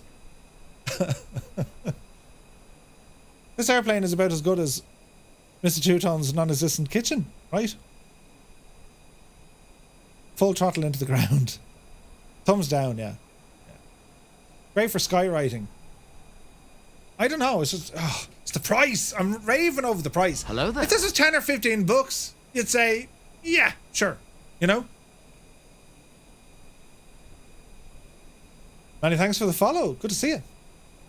Aerobatic smoke, neat. Yeah. It's unfortunate. It's unfortunate. It looks like a money grab, doesn't it? They say competition is good, but this is not even competition. No, it's not. It's really not. No comment. Same league as Captain Sim? Maybe. I'll give it about a 3.5. Out of what? Why does your sim look like that? You got game filters or reshade. I'm using the filters CJ670. They're the NVIDIA filters. Them fellas. I have a video on it on YouTube if you want to check it out.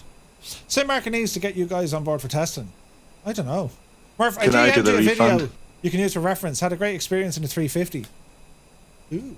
There's no refunds. Oh, check this out. Is this Edson in a 350? You got to go in a 350? Really? Well, now that's just pretty.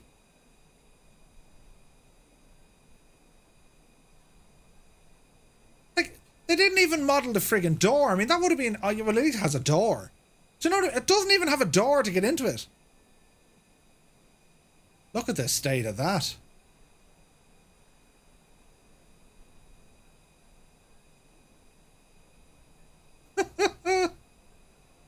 That's awesome, Edson. Dude, that is awesome.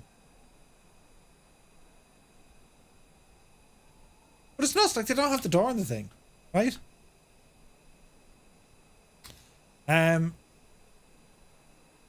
We tried to do HDR because HDR looks really good if you got a HDR monitor. I sometimes use HDR, yeah. That looks fun, yeah. Edson having the crack, gallivanting in a Challenger 350, right? Love that, man. That's awesome. Where's the landing light glare in the cockpit? Yeah, it's not real. Nice one, Edson. Nice one, dude. So yeah, that'd be the Sim Federation Phenom. Buyer beware on this one, lads. Or not Phenom, beg your pardon, Challenger. Buyer beware. The Phenom is actually better. Their Phenom is better than this. But that wouldn't be hard. What altitude are we doing? And the plane's still rocketing. 50,000? Okay. From afar, it looks, hey, that's a nice looking plane. Up close, no. 4K textures. It says VR ready, but like in VR, you're gonna put your head out the freaking window. Like, put a Tobii eye on. Look, like is there like collision points that you can't go out? No, there is kinda. But then you can just like step outside here, you know. Leonard, thank you very much indeed for the follow. Does it stall? It does stall, but listen to the stall warning. That's your overspeed. So it's supposed to have like a stall rattle. Like I'm pulling the stick all the way back now. Like we're at 170 knots. You know? Australia Day tomorrow? Nice. How do you make the smoke trails for your airplane look like that? It looks so good. It just depends on the add-on, but like, that's not supposed to be smoke. They're supposed to be contrails. But yeah. Oh, well. Look at it. I didn't even press the reverse. I didn't even put the thing into reverse mode.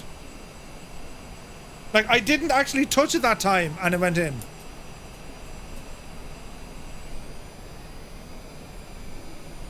What? Full power? Idle? And yet the friggin' reverses are coming out. I have it in idle, lads. Look. Idle. Verify. Climb. All looks well. Idle. All not well.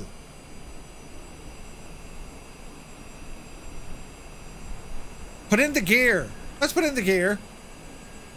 And let's see will they go away.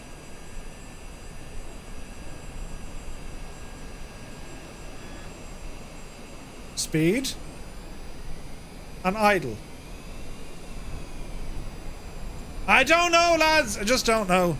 But anyway, on that very upsetting bombshell, the Challenger 350 in the marketplace, priced at $27.99.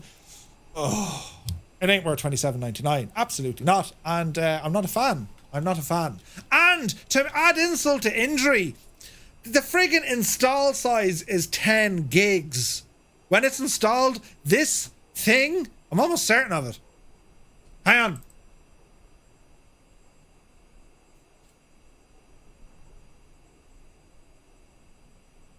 $7 gigs. It's 7 gigs. For what? What 7 gigs? What? They didn't need 7 gigs. Oof. 7 gigs. I thought it was 10. Size on disk 7.3. It's 7 gigs. Like, it's just like, what in the name of, what are they doing? Anyway, that's a roasting and a half. I don't usually do that, but when I find something that I think you need to know, I've no agenda. Zero. I've always said, if it's worth showing, I'll always show it, because if I find it enjoyable, you know, I'll show it off. In the very, very rare occasion I've shown something that's not anyway particularly good, it's to warn you, to say, lads, be careful before you buy this thing, because, you know, the description and the friggin' marketplace says one thing, but in reality, it's in reverse at the moment, throttling along. It's broken. It doesn't work, you know. Maybe they'll update it, I don't know. But if I remember the Phenom, they didn't update that for 11 months, you know. But yeah, the Lighting takes up 5 gigs. I'd say it's the missions. They have 5 missions included. That has to be the reason, you know. And it is as to why the PC won't switch on, says Dan. Ooh, no idea, Dan. Multiple reasons. Check your power unit. Check the fuse. If it's powering up and it's not loading, see can you enter the BIOS. Hit the F2 key or delete as soon as the computer starts turning on. Keep clicking it. Do you know? Tell me how you really feel, Murph. It's just put a warning on it. Sim Federation, like, your aircraft, it, like, I'm sorry lads, but like, it ain't worth $27. That's, to me, that's just greed. And you need to say this plane is basically, you know, a modified CJ4. There's no custom sounds. The animations don't work. Spoilers do not work. The friggin' reverses come on just if you throttle to 0 or to idle. I'm in a glass case of emotion! There is no reverse thrust. There's no impact if you activate the spoilers. And you're relying on the work of someone else when it comes to the avionics. It's just not great. You know. Hi, you gone up? Cool. So there we have it. Ailerons into wind. You'd love this, Stu. You'd love it. You know. Is the Phenom V2 causing... Sorry, is the Phenom V2 using CJ4 stuff as well? I think it is on board. Yeah, I think it is. But it's better. Something is always fantastic in your reviews. Is this fantastically crap? Gibbo! It's fantastically crap. Right? It just is. And I'm kind of disappointed because when I saw it, I was like, oh yeah, this should be nice. You know, they would have been better like replicating the freaking Longitude than they were the CJ4. But anyway. Job's done. Buyer beware. Be careful of this one, lads. Unless, of course, you want or you like the look of it. You're not worried about systems or, you know, the thing actually flying. You're going to have a bit of a job trying to land it. There is no spoilers. You can't slow it down, right? But yeah. I would guess if the 3D model cost anywhere between $0 to $50 for the dev. Oh, I don't think so, following up. Some of them could be thousands. Hey, Irish Gav is here. Good to see you. Don't attempt to land it, just bail out. Lotto winners only. Yeah. Well, there we go. It is what it is. I mean, it goes for everything. Like, if there's anything in the marketplace, if there's any flight sim add-on you guys are thinking of getting, and you know, and maybe it hasn't gotten an awful lot of reviews, or you want to see something in particular, just let me know. just let me know. I was asked to show this. I won't mention by who, but I was asked to show this. That's why I picked it up. I bought it, and I'll say, yeah, I'll jump on. The opinions are of my own. I paid for this, you know. I've my right to share my opinion, and it is only my opinion. Do you know? It's still shite though. Do you know what I mean? But anyway, the Hughes Racer. Oh yeah, the Hughes Racer is great. Yeah. It is what it is. Yeah, 100%. So, there we have it, lads. Thank you very, very much indeed for tuning into us this evening. We're coming back to you on Friday night with a group flight, and we're going to be flying in the ATR, departing out of Pittsburgh, our newest Firefly Air hub, heading on up to Detroit. We're going to Cleveland as well. It'll be exciting. So, thank you also very, very much indeed for tuning in. The VOD is going to be live, of course, on YouTube if you want to watch it back. And to all our friends on YouTube, thank you so much for tuning in. To all our friends here on Twitch, lads, the support is always insane. Thank you very much indeed to all our raiders who popped in and to our mods. And shout out to Gibbo there for the breaking news stories earlier on. And Epic, you got me that video for the lights as well. Fair play to you, lads. Thank you also very, very much indeed. Right, stand by. We'll go off and say hello to someone. And until the next time, you take care. Good luck to you. I'm off to fly. I'm off to fly the Challenger for the next few hours. Straight away. I'm not going to instantly uninstall it. Not at all. I wouldn't do something like that. Sure, when did I ever do something like that?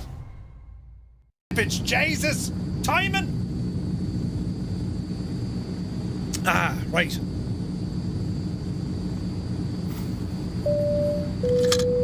Our final landing of this flight. What an epic day of flying. Just incredible, lads. Dreamy, sleepy, nighty Jesus! News fan! There he goes. Right, here's this Aegis. Go on, Kane, you devil, you. It's like a friggin' crow trying to come in. Look. Go on, go on. Oh, the sudden realization. Oh no, I'm not going to make it. How did he end up there? Oh.